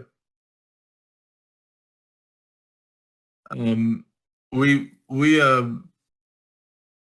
some places have it to where you can't use all the 24. Okay, you use all 24. Okay, yeah, I'll look into that then. End of day is nice, rather than intraday. Unrealized profits, end of day is nice.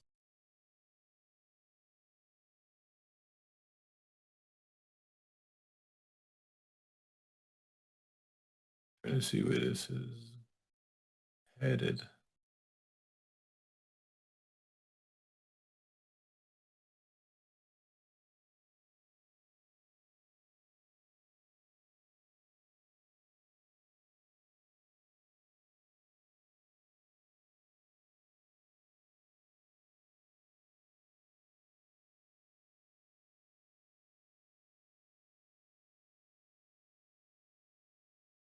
Yeah, I'm gonna look into that. It's like 60% discount for the first time. Okay, cool, cool. Yeah, I'm gonna look at that because I don't be taking $1,000 losses or anything. In fact, this 150K challenge that I just did, I didn't take any losses on it. It was just calculated moves. You know, like I keep talking about, wait until something is grabbed and then have price do this.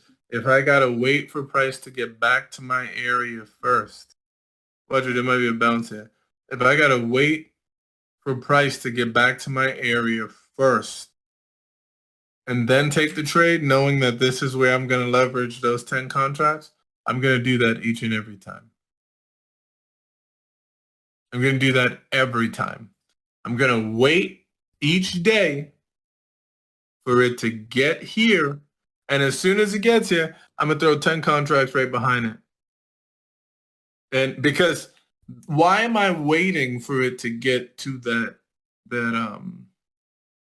area, that place?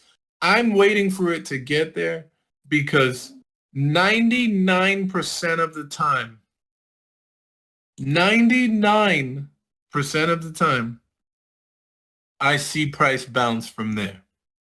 Through my back testing, when I'm looking at charts throughout the day, when I'm looking at other traders trading on their streams, when I'm looking at other people's posts of you know, like where they won their trade, where they lost their trade, I see that same thing there.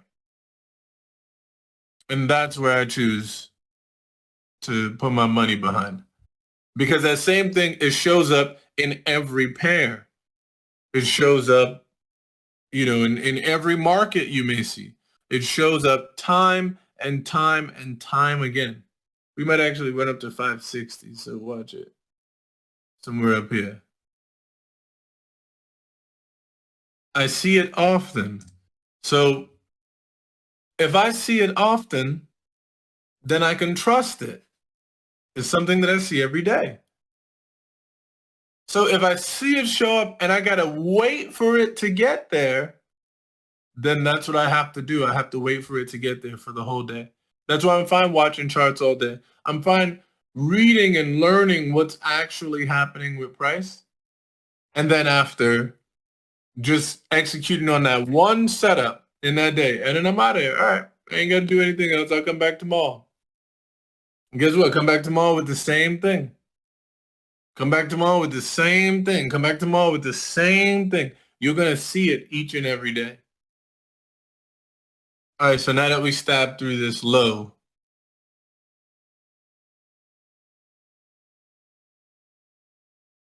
now that we stabbed through this low, now you should see it. We grab this here, and then we end up going up to grab that there.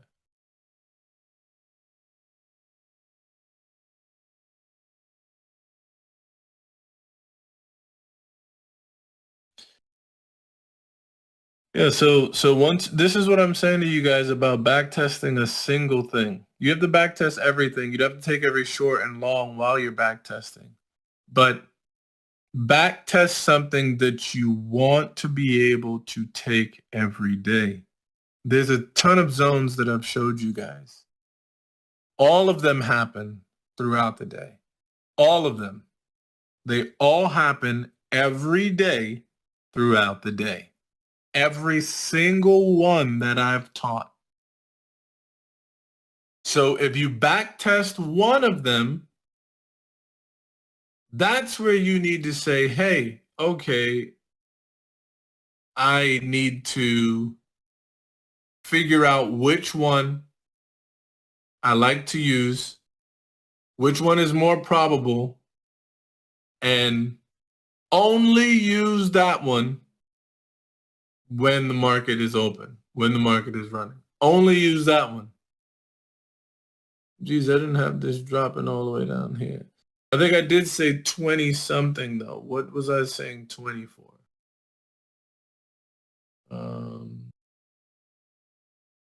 I think it might have been this.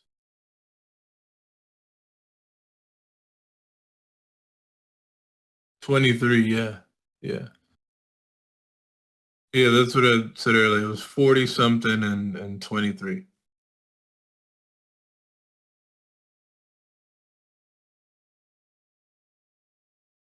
And something like this, I'd probably have to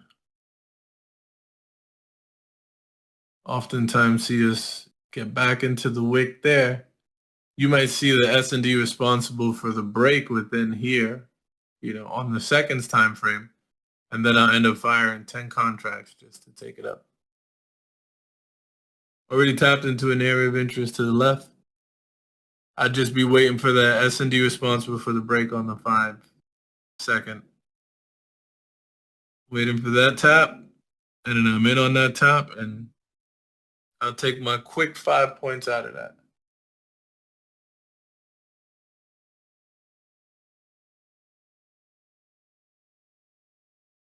We have 20 trading days. If you can do that 2-3 times a day,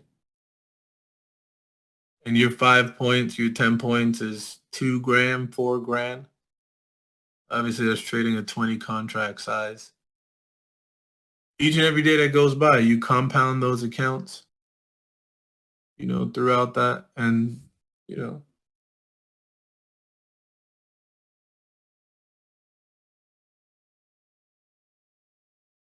me see. So.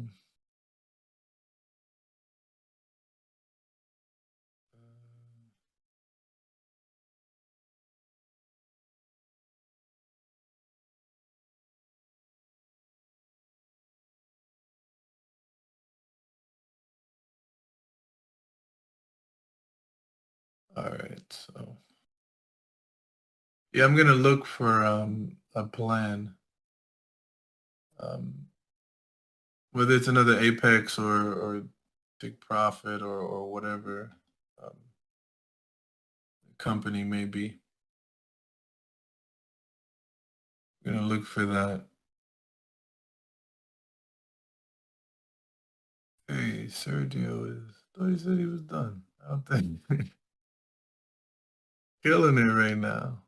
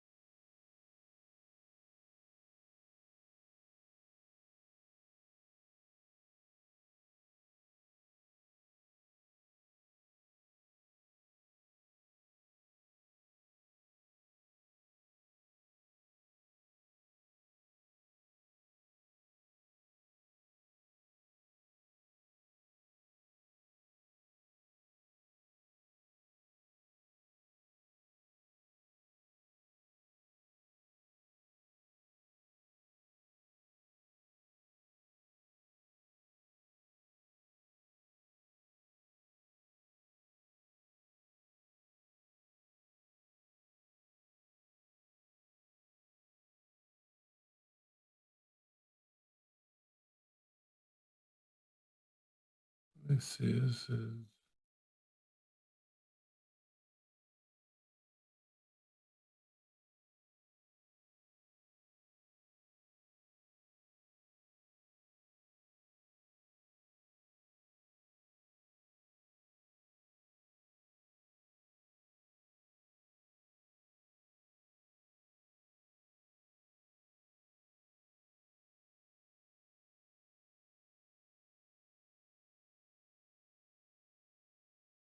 you see what it was saying? An entry right out of the S&D responsible for the flip. Price dropped all the way back down into it and then traded up out of it. What was the S&D responsible for the flip? The actual wick.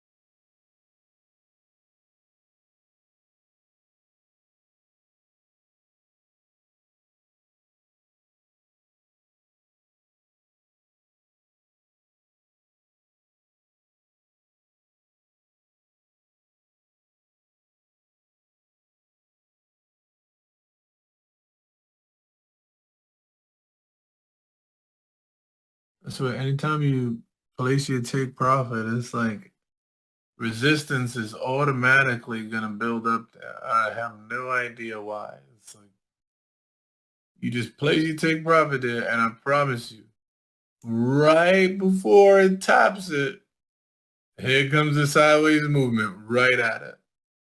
I hate that so much. So look, here's what I mentioned to you guys. I said the S&D responsible. I would look for it on the 5-second. Look at the S&D responsible right here. That's responsible for what? The run of this high in here. So because it's responsible for the run of that high there, I'm oftentimes waiting on the seconds time frame for price to get back in there. Now this could have been a lot higher had it taken out this here. Then you would have chose something up here. But the S&D responsible is the way that I take my entry from the 5 seconds. So you see we tapped into here. We traded up above right there. And we created a new S&D here.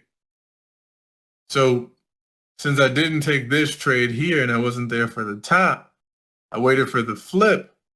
And then we got a confirmation on the inside of here. So that's why you see my take profit where it's at, my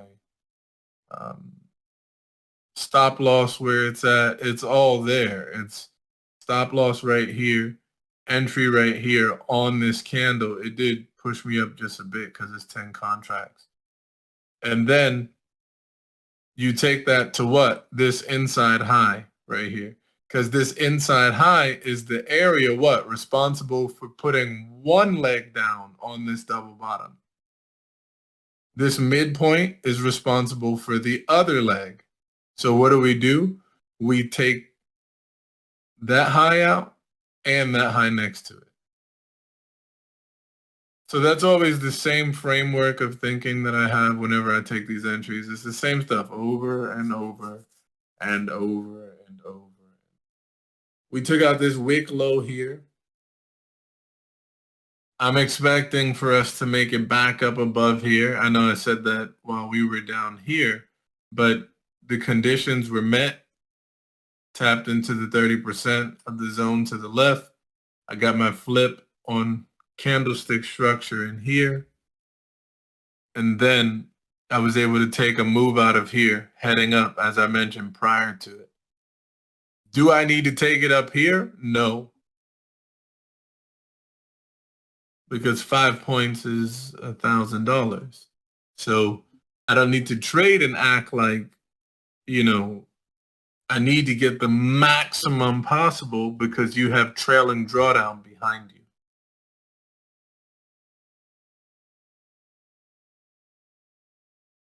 Yes, exactly. It doesn't matter where you put it. It always happens. Always. Whenever I place my stop loss, price gets close to it and then doesn't want to run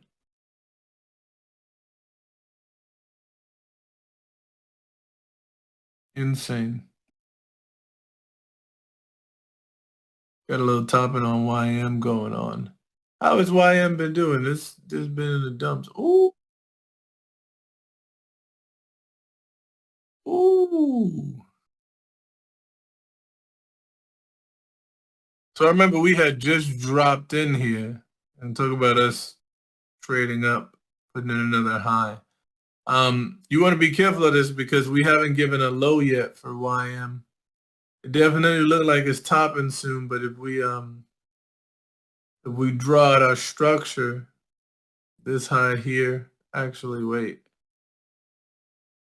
that there gives that, this here gives that.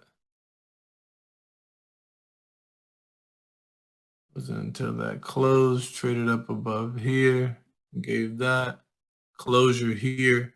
There's no close below this, so we can't start shorting it until we have at least another high, a low, and then a high broken, and then we come down and take out that low. Then you'll see a tap back into there, and then a rejection coming out. But it is moving sideways, so that is something to note as well. Anytime we begin to get that sideways movement, that oftentimes means that we're in a higher time frame area to the left, and you could end up seeing a short come out of there to, take out some low sufficient enough to where price can trade back to the upside. If I had a guess, it would be this low here. That we would most likely trade below and then back up into the range. But yeah, this is starting to move sideways now for YM.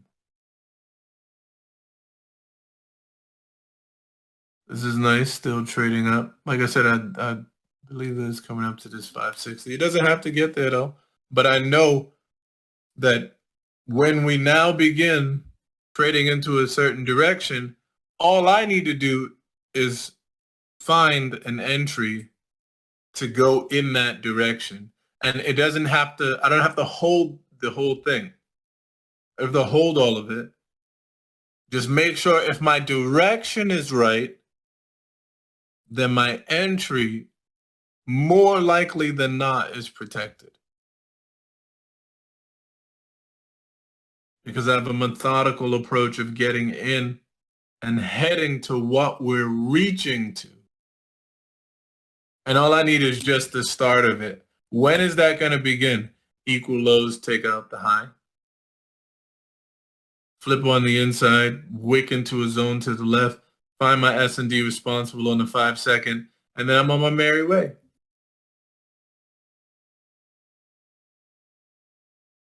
The reason I do not make money from the market is it's called anchoring.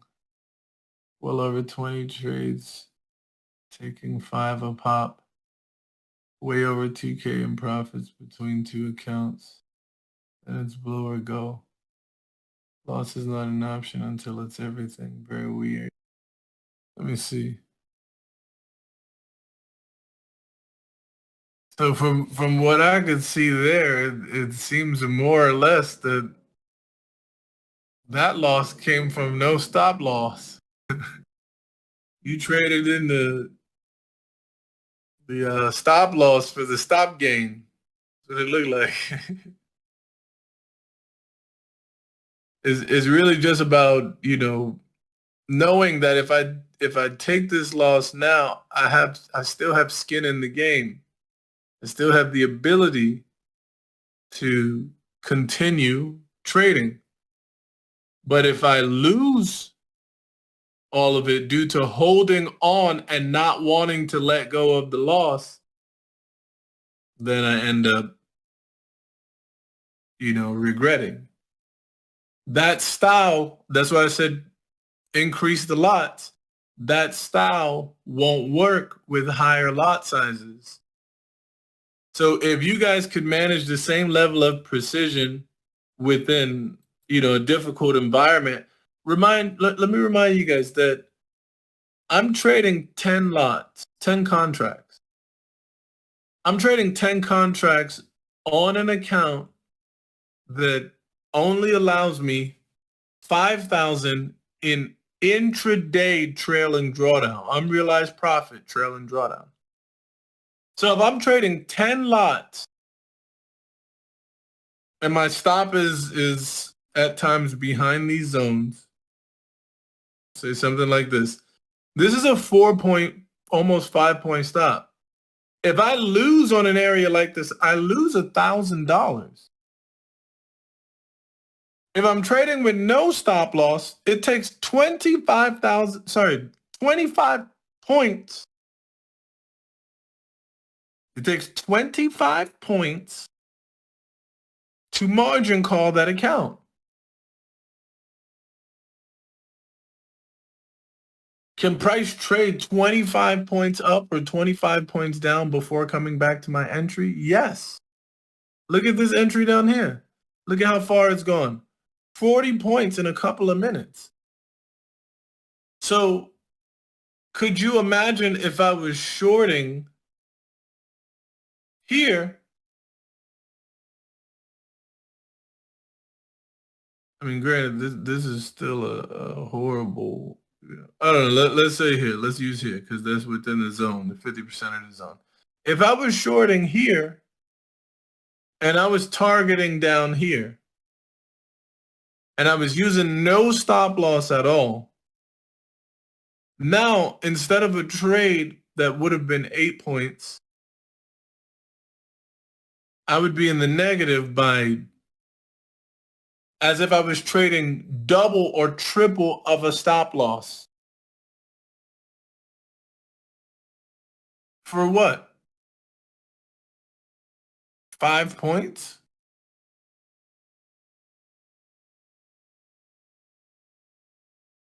So the way that I'm trading, I need to be exact and precise. The same thing that I just mentioned to you guys within these highs and lows here. Remember these highs and lows I was explaining? Like that? Talking about taking out the low, that's why you saw us, tap back in, taking out a low, so it's tap back in, taking out a low, so it's tap back in short, taking out a low. You see this move up? We fail to put in a high. We come back, take the low. So why am I now taking entries to go up? Because after the low is taken, we tap into something to the left, and then we trade back into the previous range we fell out of. So that's why I'm looking for a long heading back up there, even if price goes back up here and what? Takes out sell side after. We don't know if it's going to do that, but let's say it does. It doesn't mean I had to be on the side where an imbalance occurred for me to target sell side.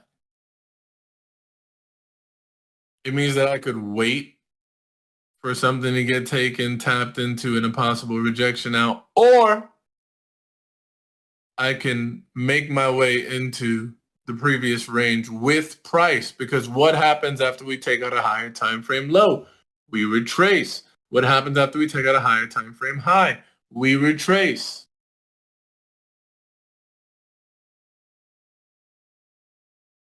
Dow took out a higher time frame high right here.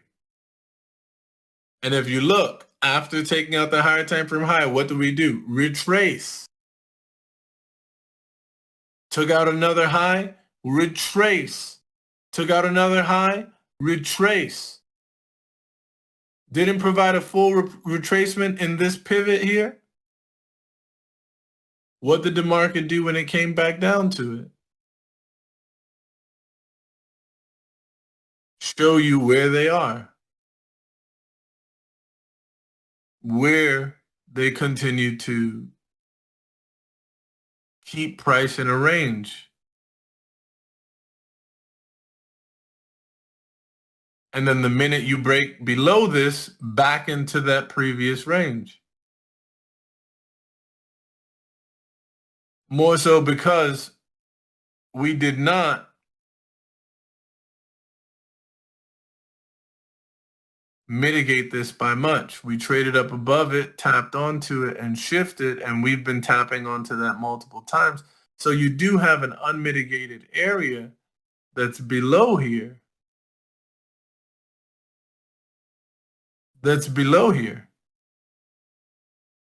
That in the event that we trade below this range, you can see a trade right back into it. Why? Because the lack of mitigation to the left. But there's all these different reasons that'll help you to understand after something occurs. Now you got to look for something else. This video 6. Super important. So you see how I said we were going to this 560? Look at what happened when we got to 560. This rejection here down.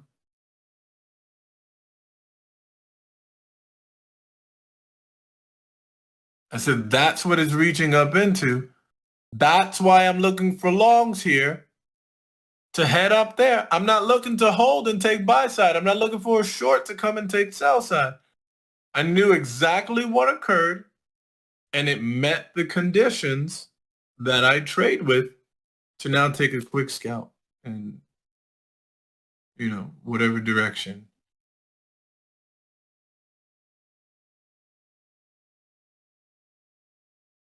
And it's the same stuff that shows its hand to you every day. Every day, price will show its hand to you. Every single day.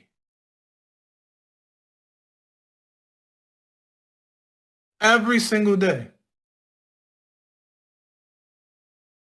Price will show its hand and be like, hey, this is what I'm doing. And all you got to do is step in with this. Here's what I'm doing. This is what I'm doing. This is what I'm doing. Here's what I'm doing. This is what I'm doing. Don't trade on that side. This is what I'm doing. Every day you will see price do that. Every single day. Price show you exactly what it's doing. And all you got to do is just wait. You heard that girl? She said, all you got to do is wait a minute. You know what I'm talking about? All you got to do is wait.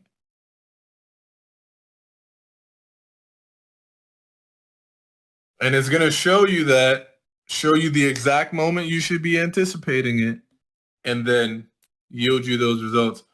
For me, I'm a person that longs. I love taking longs. Like I love, just trading in that direction, seeing the flip there. I see them a lot cleaner than I do on the bearish side. Or I can anticipate them better on the long side than I can on the short side. Somebody else might have a different way of seeing price. Somebody else might only be good with shorts. So for me, I'm going to wait until the conditions present a short for me or a long for me. I'm going to wait until the conditions present that.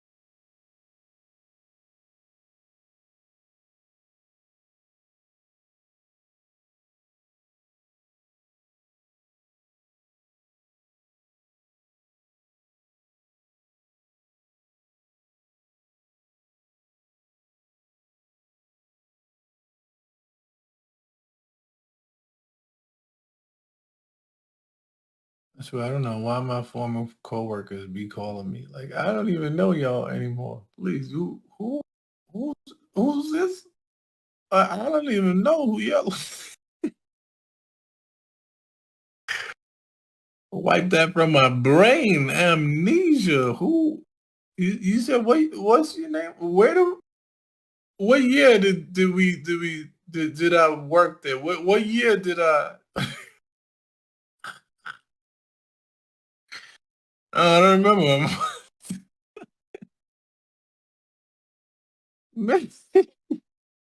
I tell you, that's why I'm going landline. The end of August, getting a landline and a beeper. Yo, Shaz is really killing it right now. Beautiful, beautiful. I'm telling y'all, when y'all down on those 5 seconds, it's the same stuff over and over. If you just have an idea of what we're reaching into, what was the idea of what we were reaching into? We have the 50%, 50% right here. So when we take this and we say, hey, okay,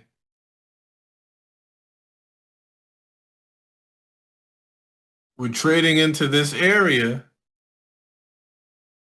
we're expecting price to tap into the 30% and show us its hand.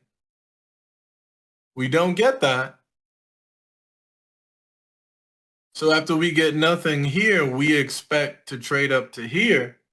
But on the way there, I'm looking at points that price could grab in order to trade back down. So I know I need to stop looking for longs when we get near our areas of rejections. I need to stop looking for longs when we get there.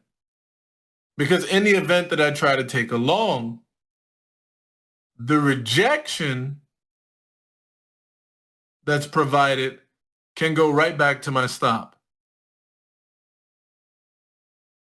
So I start after we have taken something because I know the objective is to look for something else to take. So that's why I mentioned we took this wick here, and I'd be expecting now this to be grabbed here. So now this is where I begin my search to get there. Where can I find an entry heading up there? Because guess what? It's going to provide more entries going up than it will coming down. So where can I find those entries? And that's only after something has happened. I tell you, longs at the bottom of the range, shorts at the top of the range. That's something I live by. I said I'm not longing up here because we're at the top of the range. We get back to the bottom of the range and what? They start showing me a ton of longs going back up in there.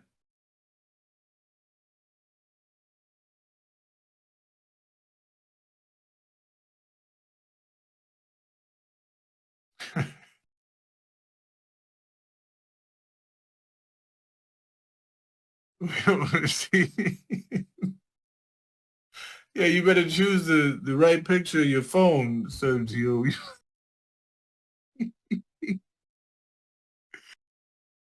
Yo.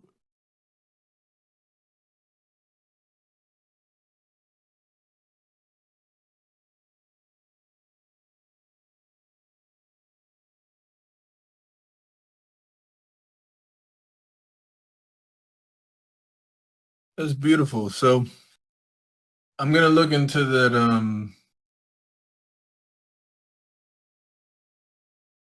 the ETF program. If not, then I might just stick with Apex because then I'll just copy trade the Apex accounts. Uh, yeah, Charles is a wild boy. I just copy trade. Hey, you killing us, Sergio. My man Serge posted in the general chat section. Yo, you. What's the size of those accounts?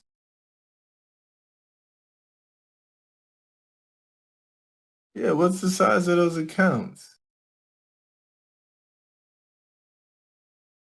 Yo, Charles is you be getting to 1,000 real fast these days, Charles. What you doing out there? You you've been getting to 1,000 per account really fast these days. You used to show us the little progress of the $70 there. Now it's at 120. Now it's at maybe 180. Then it's at 200. Now you coming out talking about just started the day up 360. Like, whoa, you blink, you at 600? Like, what? Yeah. Yo.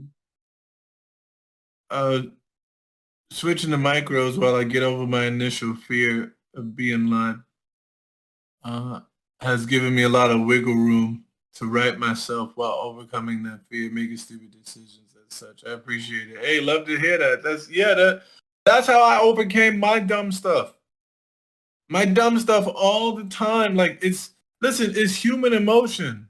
That's that's something that we all have, and you can't get rid of it because it's needed. It's given to us for survival. Obviously, it's needed. It's needed to proceed with caution. It's needed to be skeptical about things. Those things are needed. That fear that initially rises, that's a natural response. It's a survival response. But for us, it's not good in trading because everything looks like everything. And what I mean by that is this still looks like a tap here could take you up and run this high. And then what? You end up in drawdown, or you end up having your stop ran, or whatever it is. So it's like, what if this is not going to hold? Maybe this zone won't hold. So let me jump short. And then you see it go that way. And it's like, oh, I knew it was going to. But you jumping short and not even considering what structure is. So, for us, if we live within the confines of what's actually happening and we only trade based on what has actually occurred, then you're going to see you're going to teach yourself on those micros.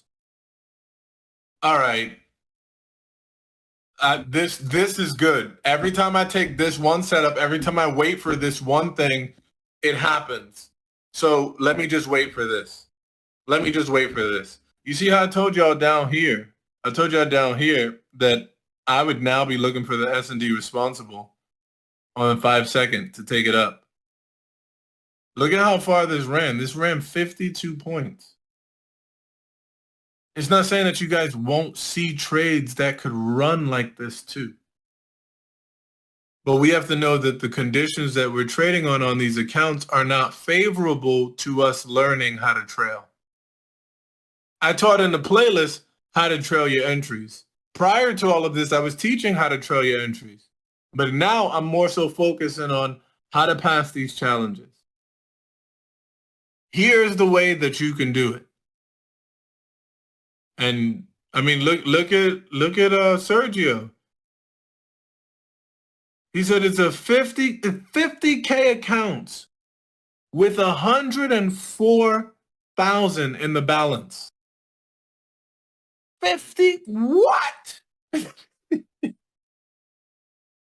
50K. So now if you go back, Sergio, and you watch the psychology part of the course, now that psychology part really is gonna hit you. It's really gonna get back to you to help you to understand, hey, this is what you're doing now. This is literally what low key was doing.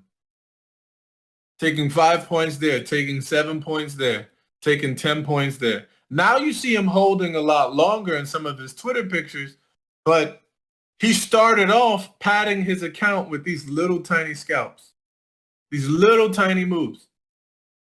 $104,000 in your balance right now, and you're still learning something. Not that you have learned it and now you're making bank on it. You're still learning it and have the ability to get ahead in that fashion. To get ahead by that much while still learning it. So it starts from somewhere. You see, he wrote in the indices section, I see the reason why you're saying only take 5. My win rate is a lot higher because I'm only taking 5. I'm only taking 5. I'm only taking 5. I'm only taking. It's teaching you the areas for you to trust. It's literally teaching you that. You're learning how to trust these areas, how to trust these zones. You're learning that. You can't learn that while being unsure in a trade and then you putting a bunch of size behind an area you're unsure about. You want to make sure you're sure about it, then place the size on it because you're sure about it, and then you see the rewards behind it. I'm telling you guys, for all you guys, your homework is to trade with a higher lot size. See the damage of what a higher lot size does with your strategy. You guys got to think about it. I made $9,000 on this challenge to hit the profit target. I didn't have one losing trade. Not one losing trade on an account that the profit target is $9,000 to get to. Why? I was only risking in areas that I was sure about. Y'all heard me? Only risking in areas that I was sure about. I was sure. I'm only risking in areas that I'm sure. So that means that if I want to trade 10 contracts, I need to be able to get my zones covered. I need to make sure that I'm testing it like the back of my hand. I know it. If I see it form, this zone is going to be the thing that I put that 10 contracts on. And that's it. Within 2 hours this morning, I took 30 plus winning trades in my demo while arranged. Hey, look. Shimon, look at that. Look at that. Yes, that's exactly how it should be. Using the 1 minute areas, getting in the 5 second, it all lines up. And then you also have extra confluence while we're streaming, while we're all talking, while we're all trading. You also have some extra confluence there.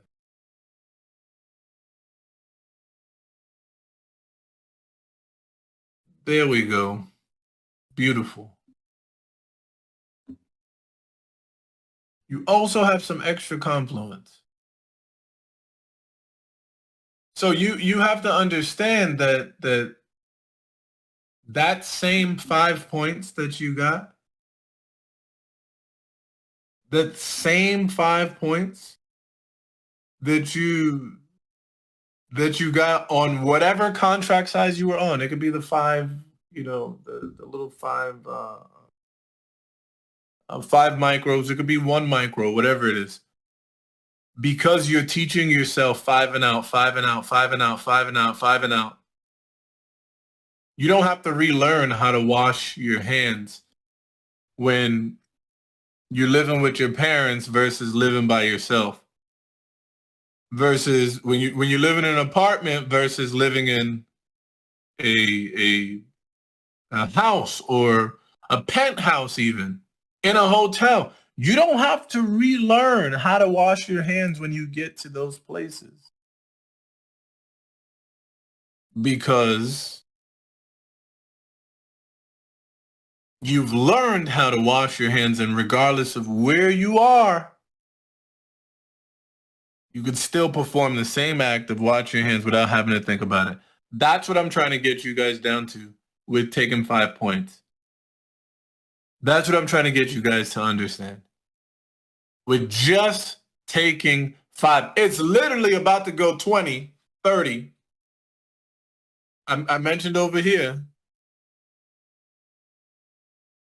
from down here, I said I'll be looking for the S&D responsible, and now I know it's going up here to this 560 area. So I know, or I have some indication that it's about to go 36 points. But guess what? Even though I know it's about to go 36 points, all I need is 5. That's it. Nothing. All I need is 5. I'm aware of what we are heading up to reach into. But all I need is just to take 5. That's it. Nothing else. Just continue to be, to be ruled or governed by 5. Just continue to be governed by 5. And that's something that it changes everything for you. I promise you, it changes everything. It really gets rid of the greed. It really makes you grateful to be able to get that 5. And when you get out of it, each time it's going to be like, whoa, hundreds or even thousands of dollars can just pile up like this. It can just pile up like this. Thousands of dollars can just pile up with this same small achievable system of what, 5? You see how these arrows I kept forecasting that we'd be coming up here, but these arrows stopped inside of here. Why was that? You guys originally saw me mark this out here. Look at that. Beautiful tap. Mark that right there. What did I say about the top of the range versus the bottom of the range? The top of the range versus the bottom of the range. We already got our tap in here when I was explaining this.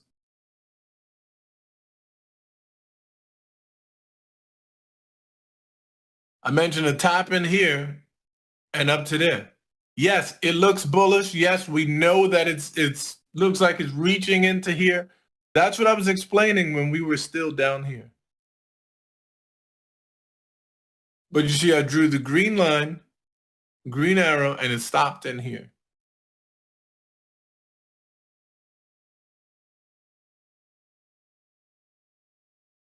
Top of the range, bottom of the range, top of the range, bottom of the range, top of the range, bottom of the range, top of the range, bottom of the range, top of the range, bottom of the range.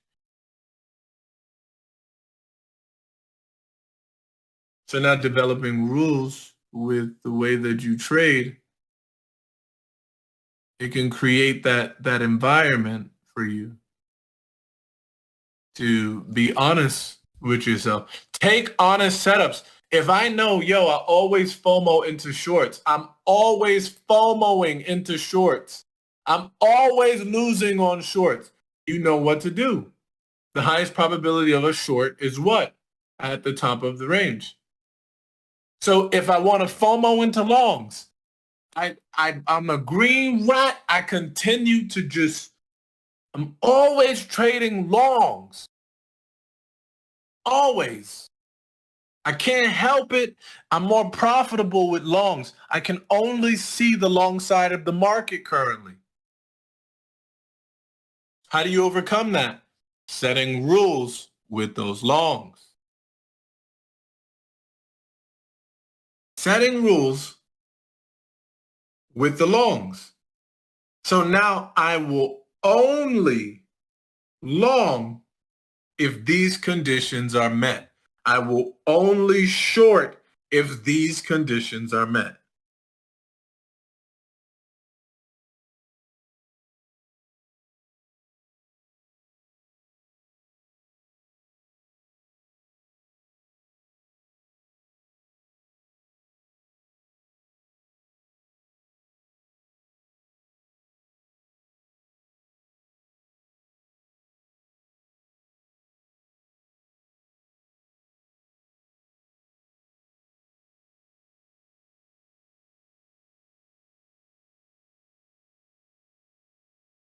And once those conditions are met, you take your setup and you watch it go to work. But you only do it within these areas of the market. And you only do it according to what it is that you have as strengths and working around those weaknesses. My weakness prior to learning all of this was shorts. I would always be able to see longs, and it was very hard for me to see shorts. And that's when I began only testing short setups. But when I had to put money on it, guess what? The longs were easier for me to trade with. So if the longs were easier for me to trade with, I'm going to look to take a long each and every time after these conditions are met. After these conditions are met. After these conditions are met. After these conditions are met. You gotta have a rule. You gotta have a rule. After these conditions are met. You gotta have a rule. So this looks like it's tapping into the 50% of this zone here. So let me just draw this out real quick. No, it's a 30 actually.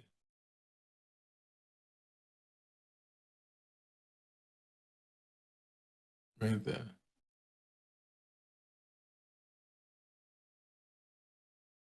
So you could have a bounce that trades up into here, back down into there, then trades up into here, back into there to in turn head into the imbalance. Or this can just continue to the imbalance. But it looks like this is the target that we're getting ready to find ourselves trading up into. You just want to see your lower time frame confirmation, and then that delivery of what? Just whatever your measurement is.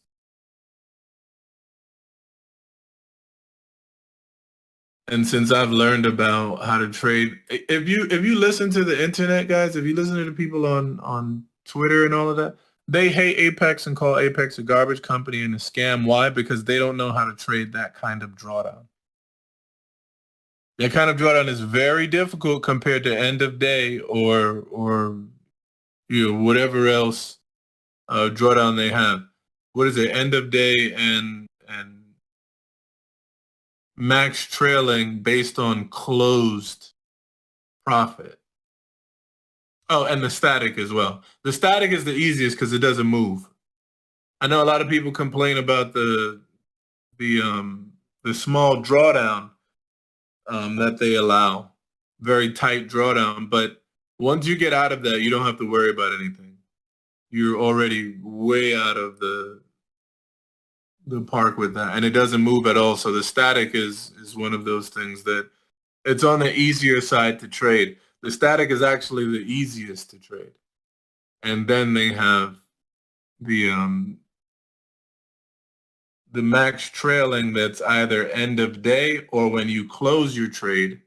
And then they have the unrealized profit trading, which is one of the hardest conditions to trade with. And here you guys, see me obviously trading it with size.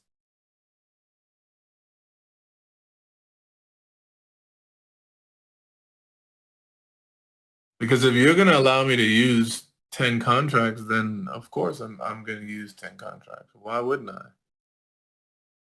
Some of these evaluations, look at this, the 100K evaluation on what is this? Elite Trader Funding. The 100K evaluation is $75, $3,000 max drawdown, $6,000 profit target, 14 minis you're allowed. What's the difference between the fast track and the end of day?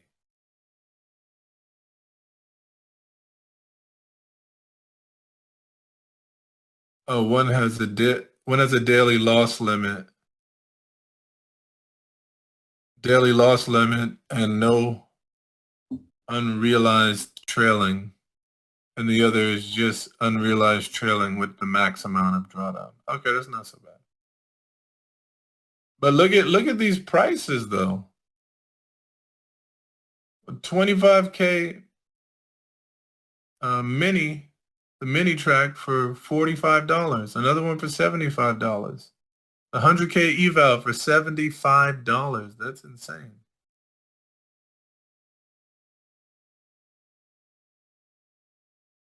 And then 250K.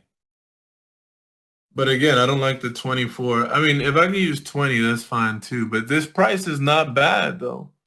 150K $150 for the 250K eval with like 60-70% off.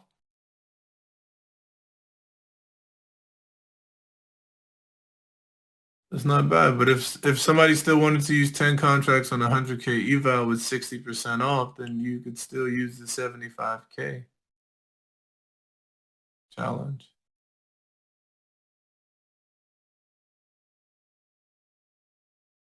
The $75, challenge.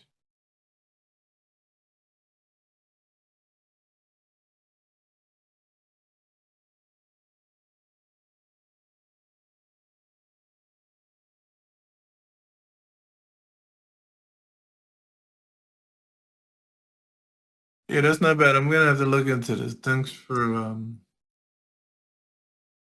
telling me about that. Look at that, beautiful. Now, didn't we say we'd be trading back up into this? Did we say this was the target up here? This was the target up here? So when we begin to look for longs, we begin looking for them only after something has happened. Swipe right here, sweep of the lows here. Tap into a zone to the left here. Flip on the inside of here. And then what? Trade up to the target here. So if I'm a green rat, I am paying closest attention,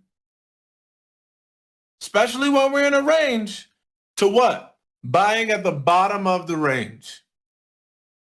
Taking something to the left, tapping into something just below it, and trading back into a previous range that we came out of. And that's it. Literally, that solves your entire day.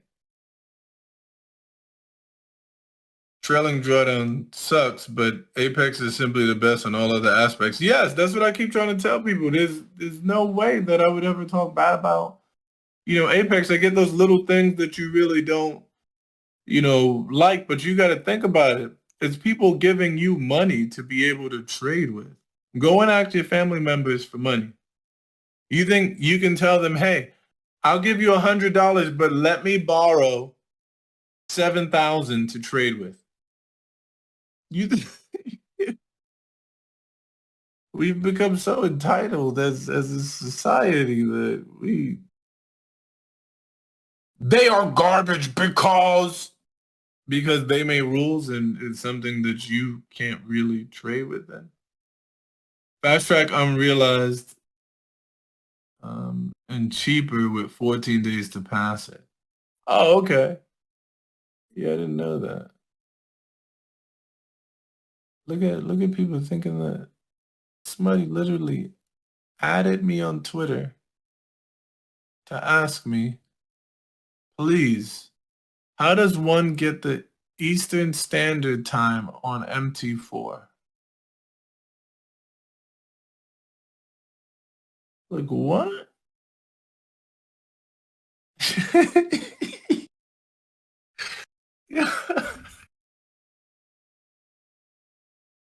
I don't know. People just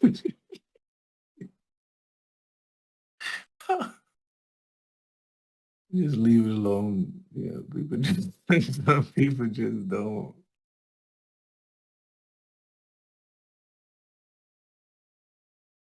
don't consider things. Don't think about things.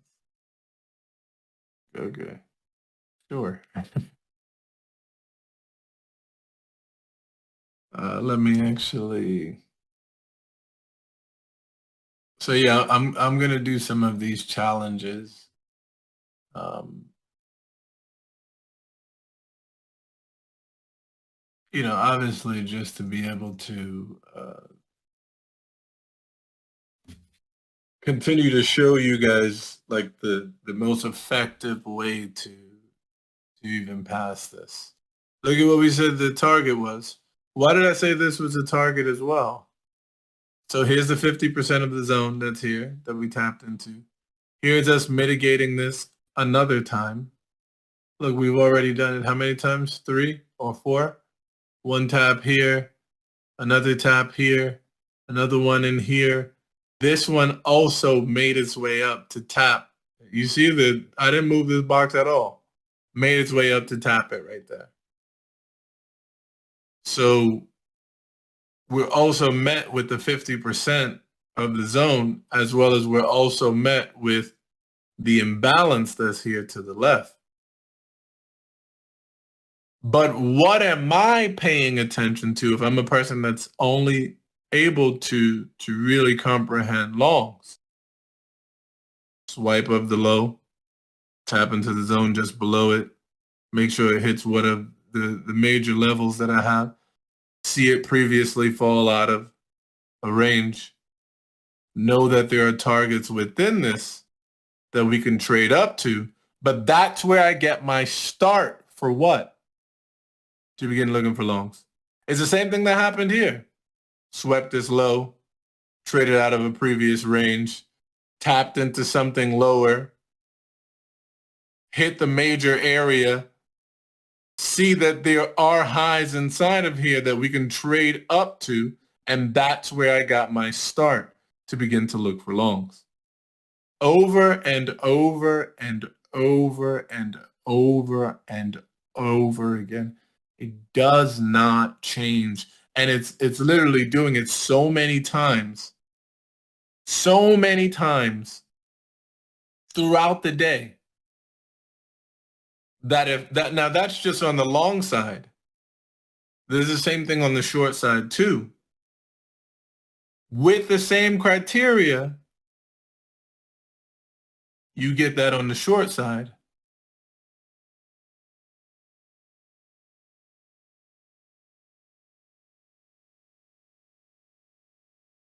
Hold on.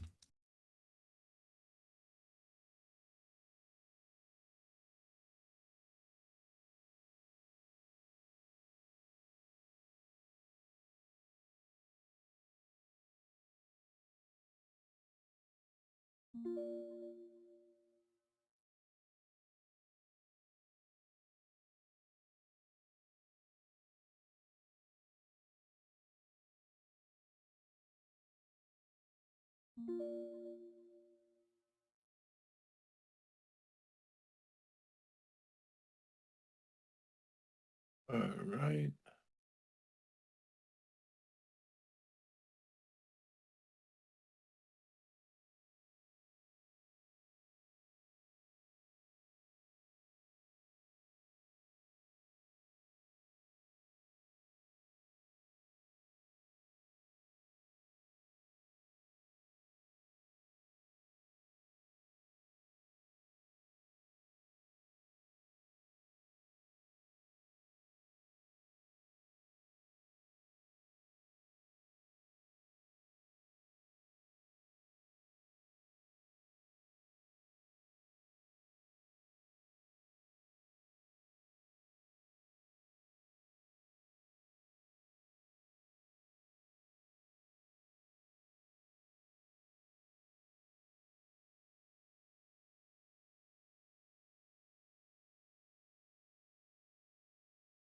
All right, cool. My bad, y'all.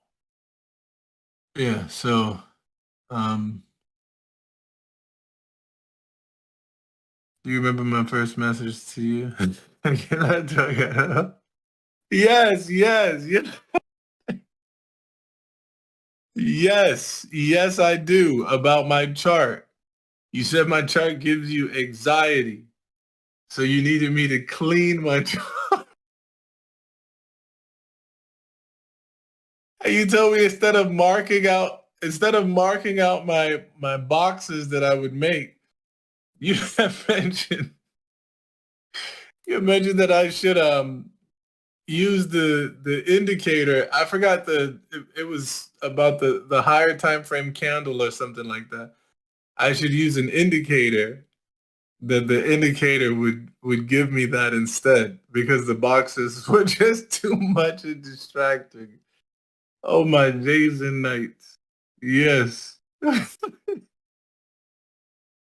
I'm always thinking to myself, if I clean my chart, then they'll miss what I'm saying.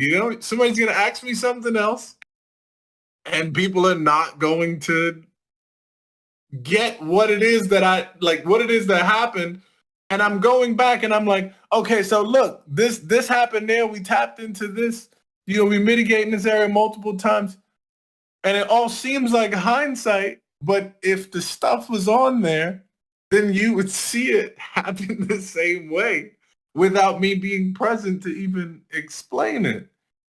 But a lot of people, since they're visual learners, it can be very difficult to see stuff or see a visual of something that you don't really understand all the working parts for yet.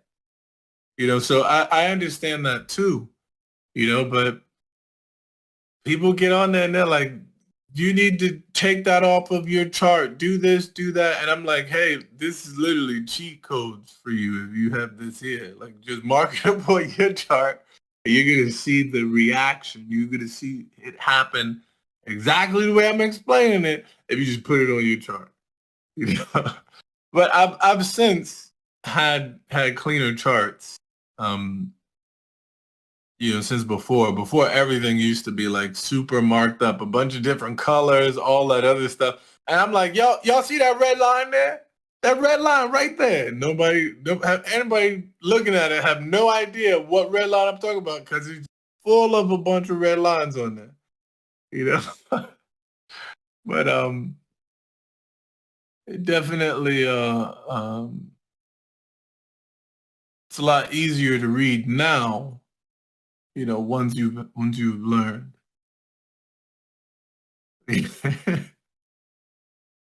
Yeah, yeah.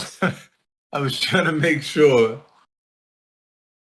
the people understand that you would sacrifice needing to see a messy chart. You would sacrifice learning from it in real time, and you wouldn't have to rely on me to say, hey, when price taps here, all right, here's how you get in. No, when it taps there, sometimes it's within a flash. We trade the manipulation. So if you're trading the manipulation, oftentimes when price gets to the 50% of these, you get that tap there and price quickly shifts away. You get the tap here You see, we trade into it, form that wick, and then what? Quickly shift away. We don't even get, in most of our entries, we don't even get anything like this. If this is what your entry is doing, then you're not, you should not be in that move. And it's not saying that you get into a move like this. It's not saying that this isn't going your way because this is happening. It can do all of this at your entry and then finally move away from it. But this is just not the ideal setup that you want to be in when trading this system. Why? Because we trade the manipulation. We trade that. I mean, it was technically this here, but I have marked that out, which is fine too. But we trade the manipulation. So if something has to be manipulated, you can't see it coming. It has to be quick. Someone shouldn't be able to see it coming if they're actually being manipulated. So these zones, this is what they manipulate into and then trade out of.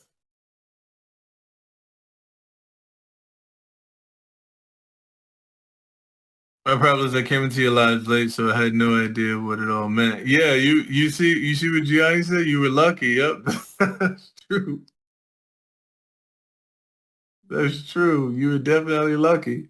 Especially, the live streams that I had last year versus this year. I mean, man, we've been through some stuff, but I'm happy, with the group of people that are here. Consolidation in position, heart rate up and down. Yo, that's what you don't want to be in. I've seen that, and oftentimes the reason why that happens is usually because of a chase. It's usually because of a chase. If you look here, let's say you wanted price to go higher, but you had saw it here and you wanted to just take it to this high, to run that high on the inside. Or let's say you wanted to take it up to this, somewhere up here. If you chased, you're immediately in drawdown. Then you get back into a little profit, then you're back in drawdown. Then you're up in profit, and guess what? When you're up in profit, you start moving, you take profit back. Then you're back in drawdown here. Then you're back up into profit, then you're back into drawdown here. And then you finally start moving out of there to go like that. So usually with a move like that, let's say you were shorting this and it traded away and then traded back into it and then traded away and then traded back into it and then back away a little bit right here and then traded up and then traded that way. It's not saying that a move here, a tap into this imbalance, is not going the direction you're expecting because this is happening. But it's saying that this is a less optimal entry to get into because oftentimes when you get this, you could have that, then that, or you could have price just trade away like that. So you want your entry to always be one that gives you a tap and quickly moves away from it. If you don't get that, then, that unfortunately is, the entry could end up being poorly managed to the point where your stop gets hit. You could end up being in profit and then it ends up being a, a loss after. So that's why I take that 5 and get out. Take that 5 and get out. I don't care how much thousands of dollars are at stake. Somebody could be like, yo, you can get it on a 20 contract here. And if you take it all the way up there on a 20 contract move, then you could be off for the next 2-3 months chilling in whatever. That's great. But guess what? When I come back from that 2-3 months of chilling wherever, now I got to actually learn how to either find the same setup or find a setup that could actually, work in terms of getting me profit, because now what? I took a couple months off and I enjoyed this profit. Guess what happens with money? You win it and you lose it. You get it and you spend it. So all money gained has to be spent at some point, whether it's spent given back to the market, whether it's taken out and it's spent. But guess what you have to do again? I got to make it again. I got to make it again. No matter how far ahead I get in my account and how long I put it off, I got to make it again. So guess what? Developing habits around being able to enjoy this on a 20 lot, then being able to do that multiple times within the week on just a few trades. Sometimes it could even be 3, 4, you never know. Because this is 40 points. Sometimes I told you my entries do go to 10. Sometimes I might be over 10. I might be at 15. Before I knew it, I end up at 15. So these moves, just because we take 5 doesn't necessarily mean we can't end up in a move for more. We trade the manipulation, so it spikes right out. We could end up with more than we intended to take. But if I'm learning how to do this consistently over time, I'm going to be able to do this a lot more. Why? Because in the learning, I'm getting experience on how to continue doing it. With this one move on a 20 lot, I got that one time. And now I have to figure it out again just to be able to take another 3 months off. And now what if, as these guys mentioned, you suffer loss after loss after loss after loss after loss after loss after loss after loss after loss, and then you end up losing your whole account? What happens then?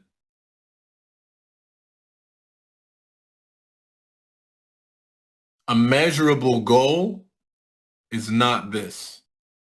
You'll learn that later. But a measurable goal starts with this.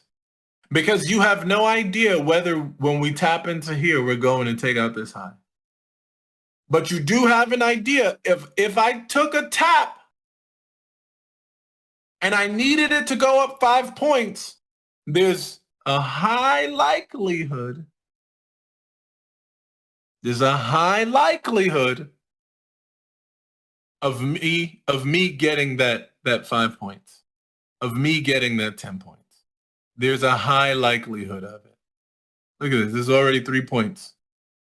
There's a high likelihood of me being able to take 5 on this little tap here than there is of me being able to take a 100-point move or a 50-point move or whatever it is coming out of here. The likelihood is 5. It's a lot higher than that little,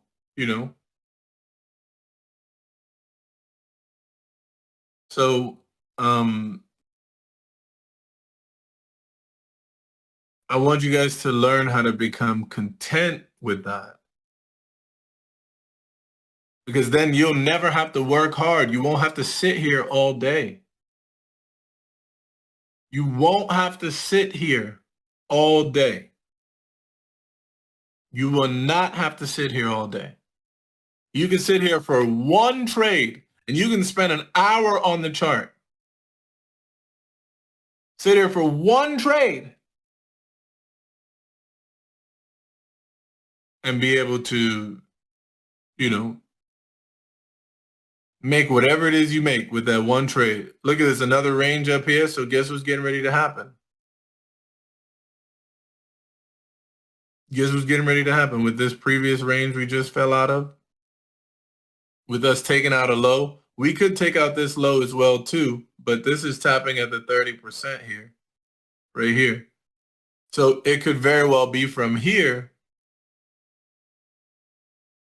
that it pushes back within this previous range, or we could trade a little bit lower to here and get that pushback within the previous range. But either way, we know that a move that could support looking for that 5 is getting ready to happen on my side of the market. It may not be your side. Your side may not be longs, but on my side of the market, I have the ability to do so. I can begin to look for that. So look, this little one here from the 30 went 4.25 right here. This one down here from the 50 already gave you 5 points. Why is that?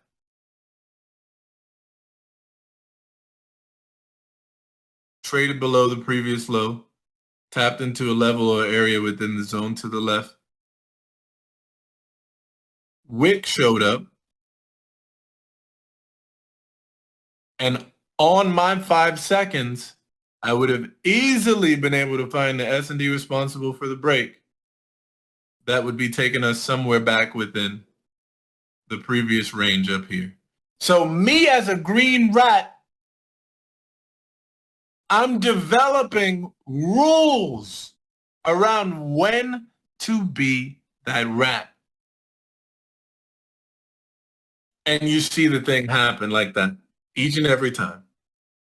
Where am I putting my money? Why am I expecting this? Bottom of the range?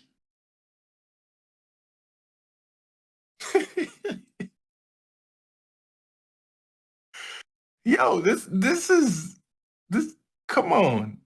Look at this run. Look at this run. Look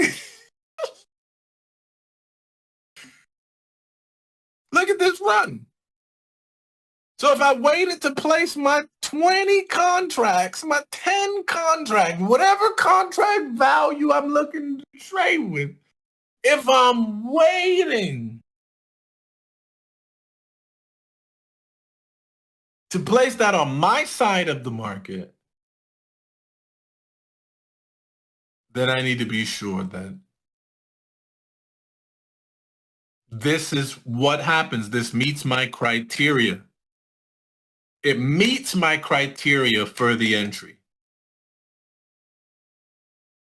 And, move forward with it. Are your manipulation spikes above ranges? What do you mean by above ranges? Because we have multiple ranges that are here. We have all of these previous ranges that you keep seeing us tap into.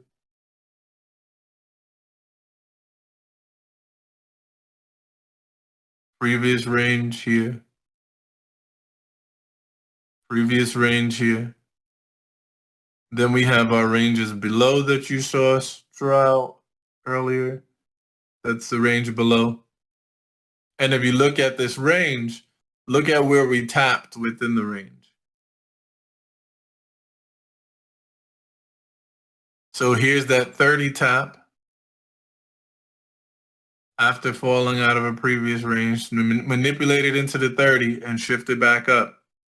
After falling out of the previous range, manipulated into the 50 and shifted back up. And both sides over here tapped the 50 of this previous range, tapped the 50 of this previous range back here. Sorry. And this looks like we're heading into the 50 of that previous range. But note that if we end up trading into the 50 of this previous range, note that this high can potentially be taken out. Why? When we traded below this range and we came back into this range above here, we got this closure. When we traded below this range here, and now that we're heading back into the range here, if this ends up trading into the upper portion of the range, this high would get taken out. Why? Because it would fail to put in a low, which means that this high would be a weak high, and we'd end up taking that high. So now, when the person that loves to short comes into their way of trading. They're looking for their entry. Now we already know, whoa, hold up, shorts from here is off limits. Not that they can't give you a reaction out, but we know that it's just going to be temporary. Why? Because this high is set to be taken if we did not get to put in a low down there.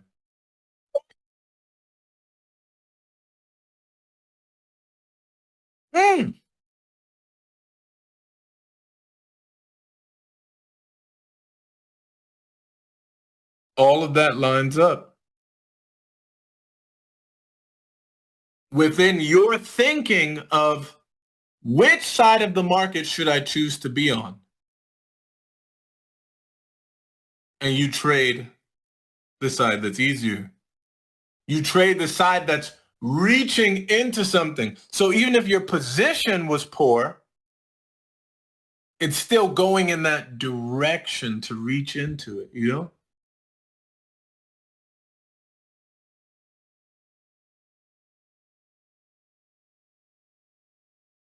So it literally changed my life just waiting. So look at this. Now this is the 50% of the previous range right here. This rejection down here was at the 30% of it. Look, let me take the fibs out and show you. This rejection down here, from this low down here to this high above, I'm going to make this a different color, like yellow or something.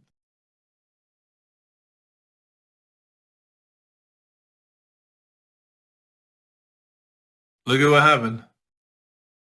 When it came into this 30%, you see that shift away? That rejection at the 30 right here? So it rejected at the 30. The 30 gives us nothing.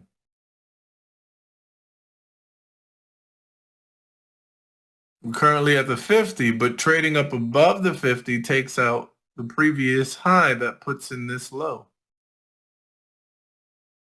So it'd be trading up above it, tapping into something above it, shifting down, and potentially running to take the inside high. And potentially this high too, because this is the high that put in the first leg, and this is the high that put in the second leg.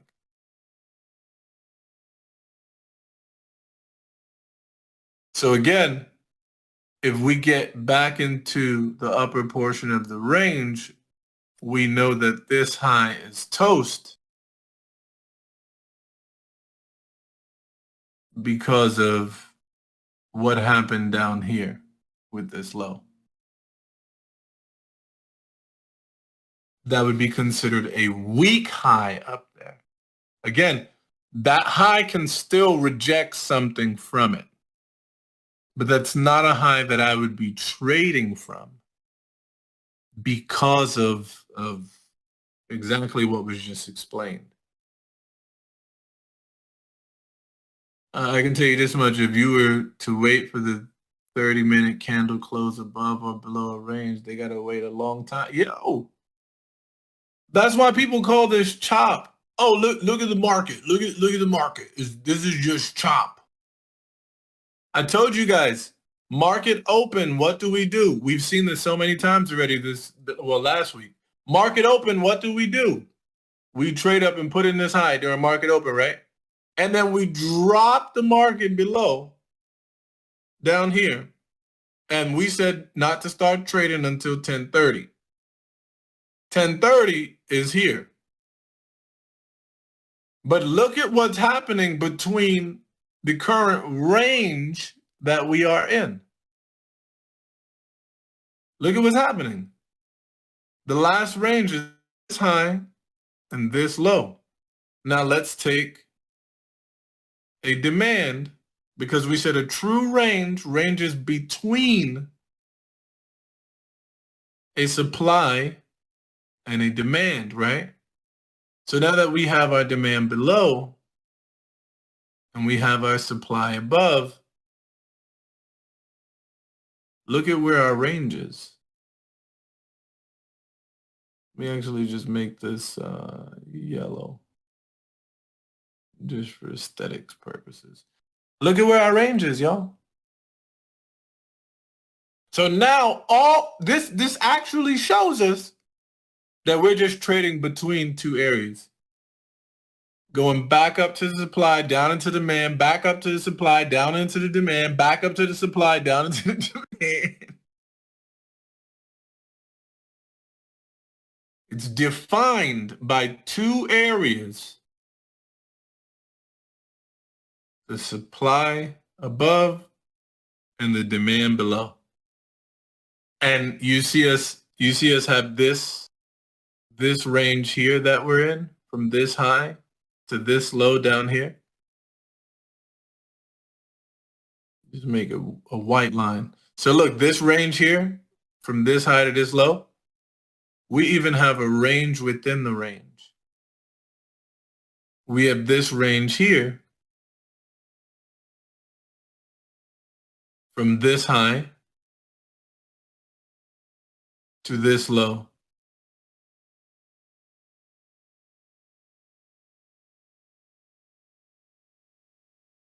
And it's the same thing. You have this high here and you have this low here. And what are we just doing between it? Ranging. So the same way that inside of this range,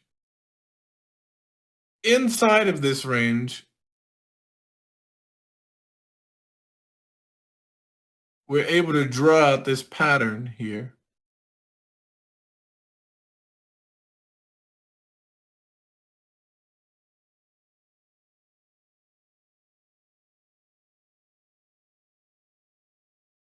The same way we can draw out this pattern in the larger portion of the range. Let me actually just use.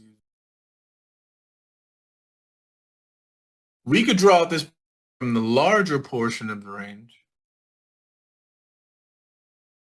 Like that, right? Let's just say it's like that.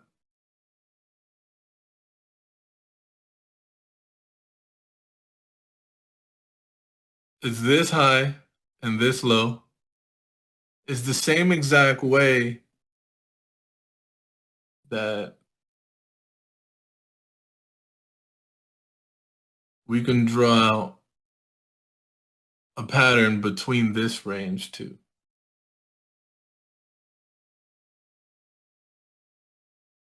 Now they just end up looking like different shapes. One may look like a wedge, while the other may look like a triangle.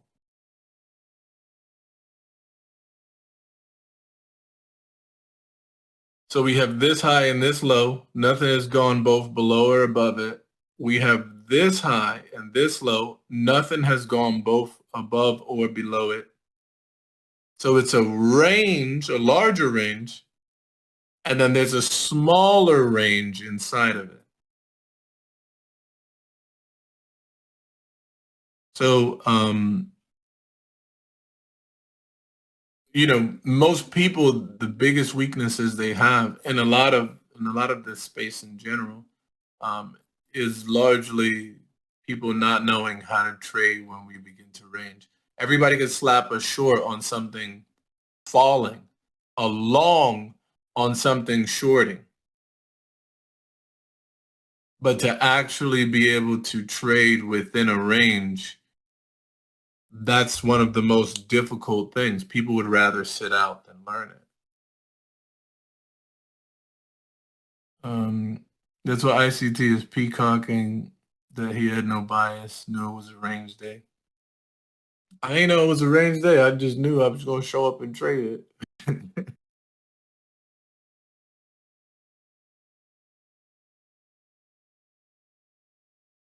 Yeah.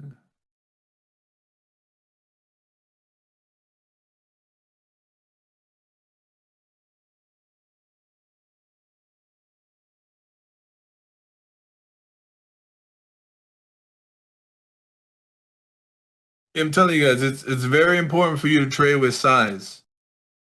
When you trade with size, you're gonna see how realistic this really is. So let's say I got into this little long that I told you about down here getting ready to happen. let's say I got into the long and it pulled back all the way here and took me out at break even. From 18 points coming all the way back down to 2 points, I lose 16 points. I literally lose 16 points. So if 16 points was, let's say, $3,000, I lose all of that holding on to this because I had size on the entry. Because I had size on the entry. So trading with size is a different beast too. And that's why I tell all of you guys, make sure you trade with size. Make sure you trade with size. Make sure you understand what your habits look like with size.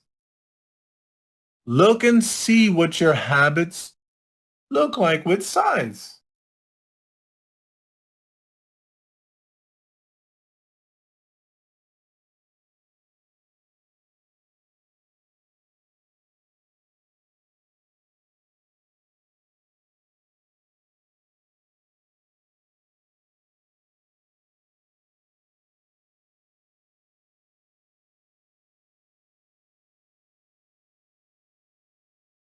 Look at this, ain't that crazy?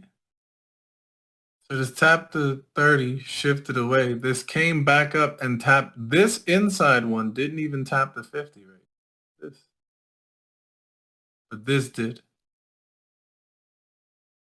And still got a rejection away.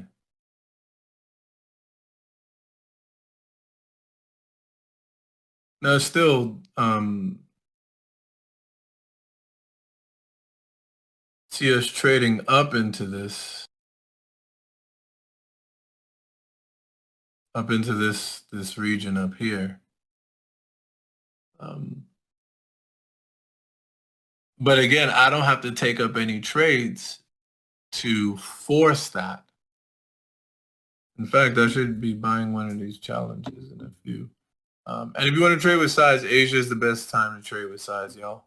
Asia, best time to trade with size.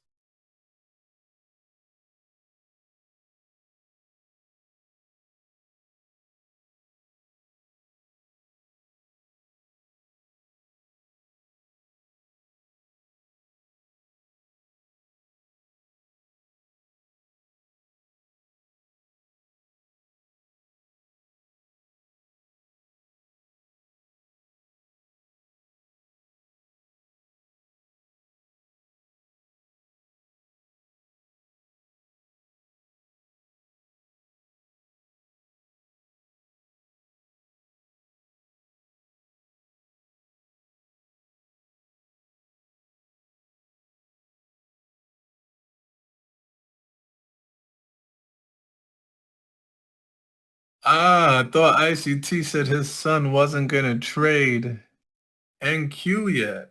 Ah.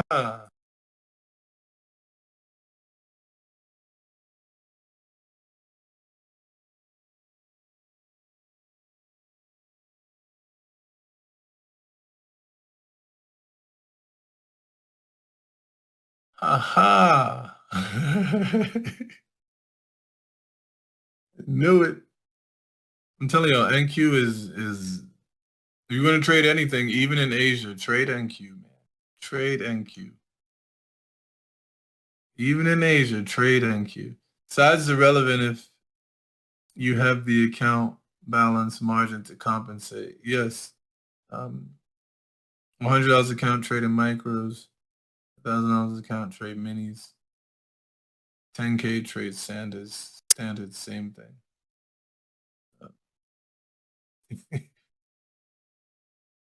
Bill Gates, I think he does know how to trade. He's short in Tesla.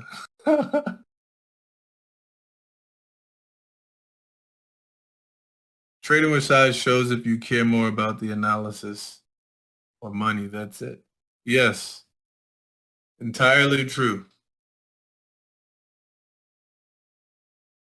Trading with size, it'll help you to rule out those little stupid mistakes because you'll see how costly those mistakes are. You'll see how costly those mistakes are. So for you, you want to pay attention to what those mistakes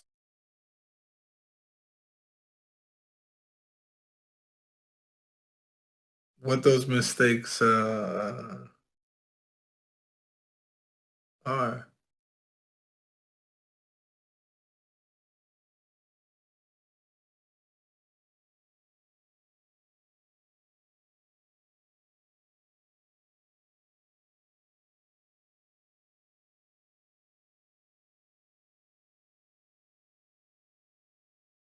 Let me see. Does that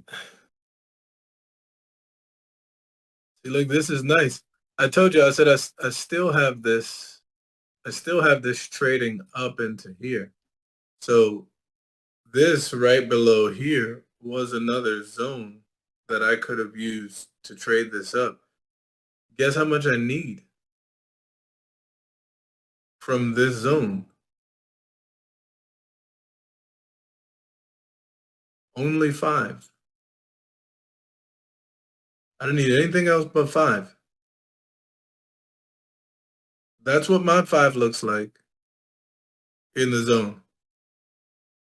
Yeah, this ran even more than that. Could run further to this up here, and then up above that high, and then potentially out of this high too. Yes, there's a possibility of all of that. Guess what? For me, 5 is enough. Because no matter what environment I'm in, I want to make sure that I can take that 5. I can take that 5. I could be on gold. I could be on oil. I could be on whatever it is. I'll take that 5. That's it. I'll take that 5. Everything's still happening the same exact way that we teach. Equal lows. Equal lows here. Run the highs. These are both of the highs that brought it there. But guess what? There's this low here that's still outstanding. We traded to it twice and failed to take it. Where did it come from? Where did this low in particular, let me change the color on it. Where did it come from?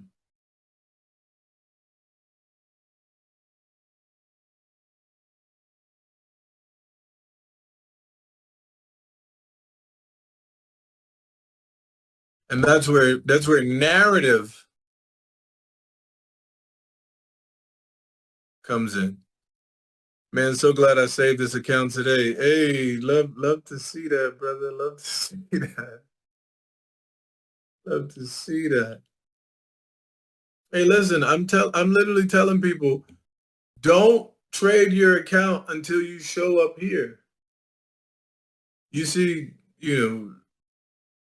Gianni spoke up for y'all and said that the directional part of things, it helps a lot better than anything else, which, I certainly believe that. I think that the directional thing can help, but I don't want to take away from you guys learning. I want to be sure that while you guys are doing this, while you guys are making money, you're learning too. You're learning why you push the button there. I'm out here taking the boys for lunch. Yeah, you're welcome. You're welcome. See you. Enjoy, brother. Enjoy. Dollar bills, y'all. Enjoy. Yes, I certainly believe that if you guys just save that for here, trade in Asia if you want to trade alone, trade with me if you want to trade in New York, and you'll see, your account go to new heights. Come on, look at Sergio. Sergio, is that the PA or is that the evaluation that you're doing? I can't remember. Look at, come on. And I'm sure your salary doesn't even bring you to something like that with the amount of time you probably put into work versus the amount of time you have put into this. If you pick up those hours, you pick up the amount of energy you've been putting into your job and you put it into this, you're doing this without even fully understanding yet. When you fully understand, man, Untouchable. What? Untouchable. Untouchable. This is doing the same thing each and every day. Look at oil. Sergio, you was the one who asked me about oil. You were the one who asked that day about oil. We were down here. And I said, up, it looks like oil's getting ready to flip. If you just look at the context and the narrative and all this other stuff, you know, we're going to trade up to this, more than likely make it up above this. And you can see us trade back into the $80 region. Look at where we at, $79.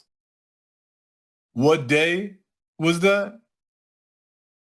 That we had that discussion? That was,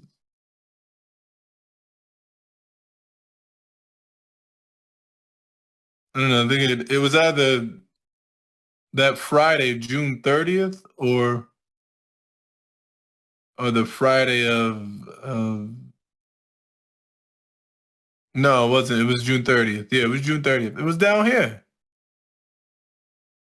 We were down here. And you look at this huge move going up. This skill could literally change the way large companies invest and, you know, all of those things. You can take this skill and provide so much more for you, for if you actually do want to work. If you want to work within that environment, you can do so much more for yourself. You know, being a consultant to a lot of these companies, forecasting the price of certain things. I used to look at, this is one guy that worked in the natural gas field. And I used to look at natural gas for him all the time just to be able to let him know, you know, when he should hold out on buying, when he should stock up on some and skip a month, you know, when he could expect for it to get cheaper. He was able to make business decisions on that, where it saves his company a lot of money. You know, some people use that during the winter time for things at home. There's a ton of stuff that just looking at these charts can do. Knowing when to get a mortgage and when not to, these charts show it. They show it. Knowing when prices are going to get higher, whether it's food prices, whether it's, you know, prices of materials. Prices of materials.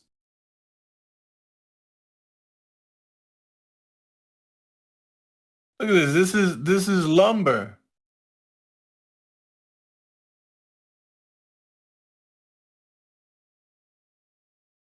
This is lumber.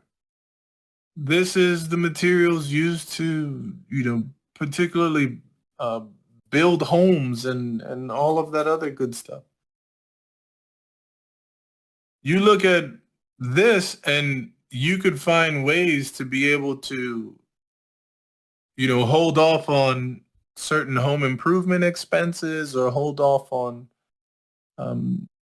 you know, certain things that you might be doing for clients, whether you're building anything, or you could even stock up earlier when you see prices getting ready to go higher. So I had lumber. If you guys see, I have these green lines that I drew here. I had lumber actually coming up above this high first, this one here, and seeing what we'll be doing in here to in turn trade up into this area that we came out of. If you look at that, that's a huge price increase. We were what, maybe down here or something like that.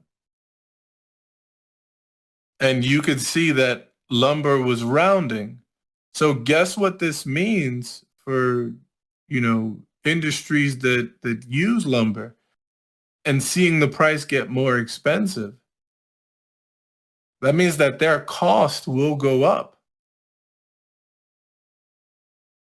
And if they were able to buy a ton of it down here, they could have escaped whatever expenses were within here or any expenses that are up here, because they'll be fully stocked for future projects at a lower area. You know? Grateful for the space, even though I'm busy and have 2 sick kids. Hey, hope they feel better. You know, that's the thing with kids. They get sick and they pass it to the next one, and you know, a lot to deal with when they're sick. Trust me, I hate it. And you feel so helpless because you can't do anything for them. Oh my gosh. I hope they get better. It's one of the worst feelings. You making them things, they can't eat it or don't want to. It's like I wish I could just be sick instead of you. So look, we traded up to the 70%. Look at this rejection at the 70%. Look at the rejection here at the 70%. Rocked it down 12 points. I said, yes, there will be a rejection here. Not there will, but you know, you'd more likely than not see a rejection there. But we know that the rejection would essentially be short-lived for us because what's going on here and the narrative of what took place below here. So we did take out a high right here. This is where you see us trade up above it, take it out, and then you see a drop back within here. That's why I said if you know you're paying attention to it from the short side too, we grabbed these 2 wick lows, tapped into here and shifted. We grabbed this high here, and then you saw us trade away. So if you were allowing your shorts to at least first take something and then trade away, take something and then trade away, you'd have more success. So long as you have a zone just up above whatever it is it's taking, you can find more success with that. I had a zone below taking this. When we took this, I had a zone below that we could tap into and give something off of that. So as long as you have that and you place that into your entry criteria, especially for just the 5 points, that momentum is on your side far more than, you know, anything else. Far more than trying to short something because, oh, I see there's an imbalance there. I see this there. I see that there. You want to let the market come to you and know that it's going to squeeze out of that area. Why? Because of what occurred. So I literally just wait for that. All the time, I'll wait for that.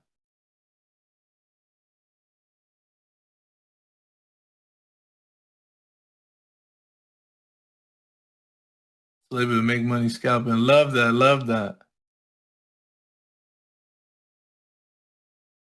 Beautiful, beautiful. I see your picture in the general chat, Michelle. Beautiful. Yes, that's what we want to do. We want to be sure that our understanding, you know, we're able to execute on that understanding. You know, we take some time to study and see these things happen over and over and over and over and over. And now we position ourselves to be able to benefit from that thing happening over and over and over again. We position ourselves to benefit from it.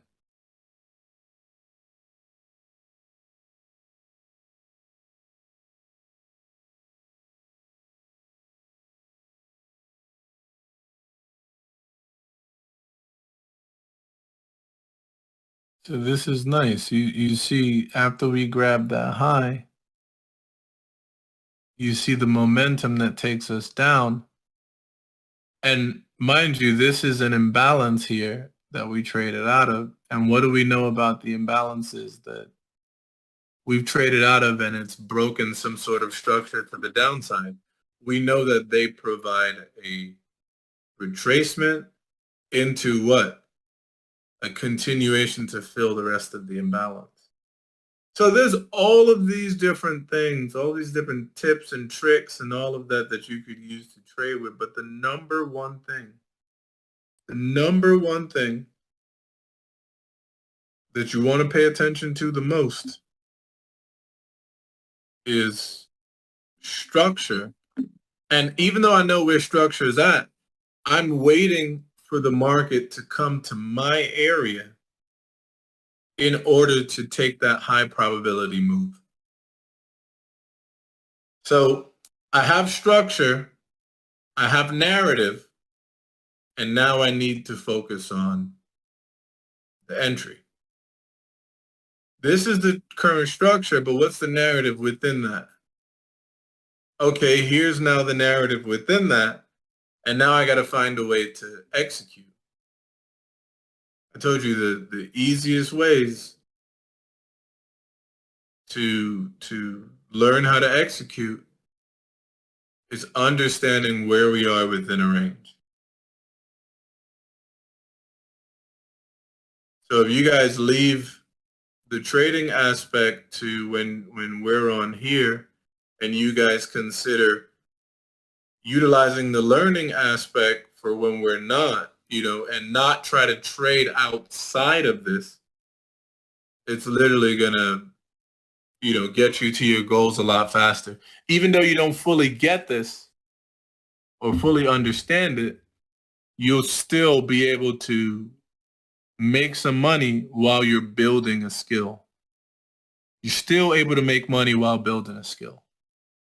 It's just that you got to make sure that you show up every day and you show up while we are doing this.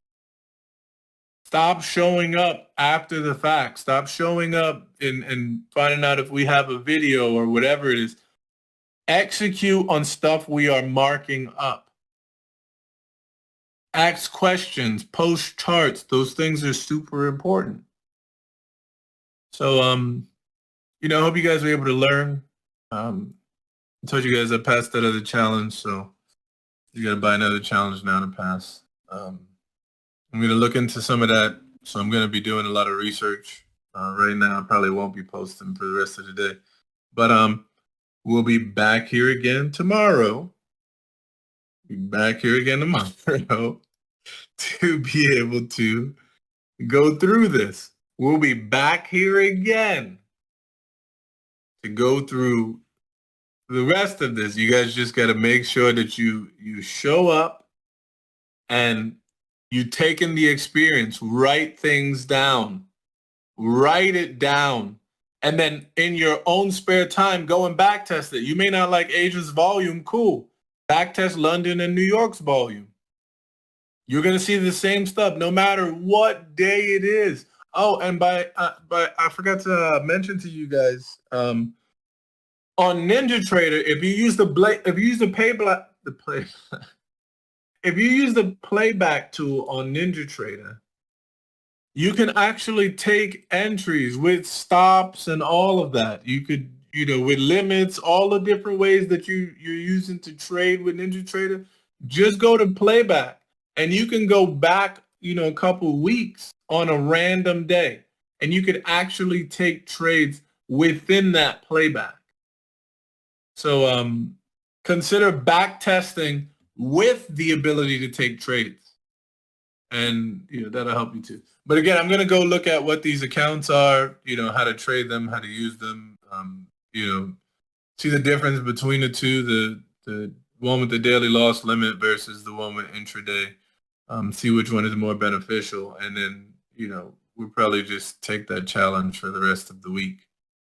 But even with challenge accounts, if you buy any challenge accounts, take them and bring them here. Bring them here and learn within this environment here. Because if you learn within this environment here, especially with all of this directional stuff I'm giving you guys, like it'd be like child's play coming out here to do this. So BLT, if you got that video, by the way, I can't really trade and run the video and the group and all of that all at the same time and seamlessly do it. So it's amazing that you have the ability to record and not run out of space. So if you do upload it, let me know and you can post it in the group. I'll be sure to add everybody with it, and I'll just download it as well on my PC. But I hope you guys had a good session, and I'll see you guys soon. All right, later, y'all. Peace out.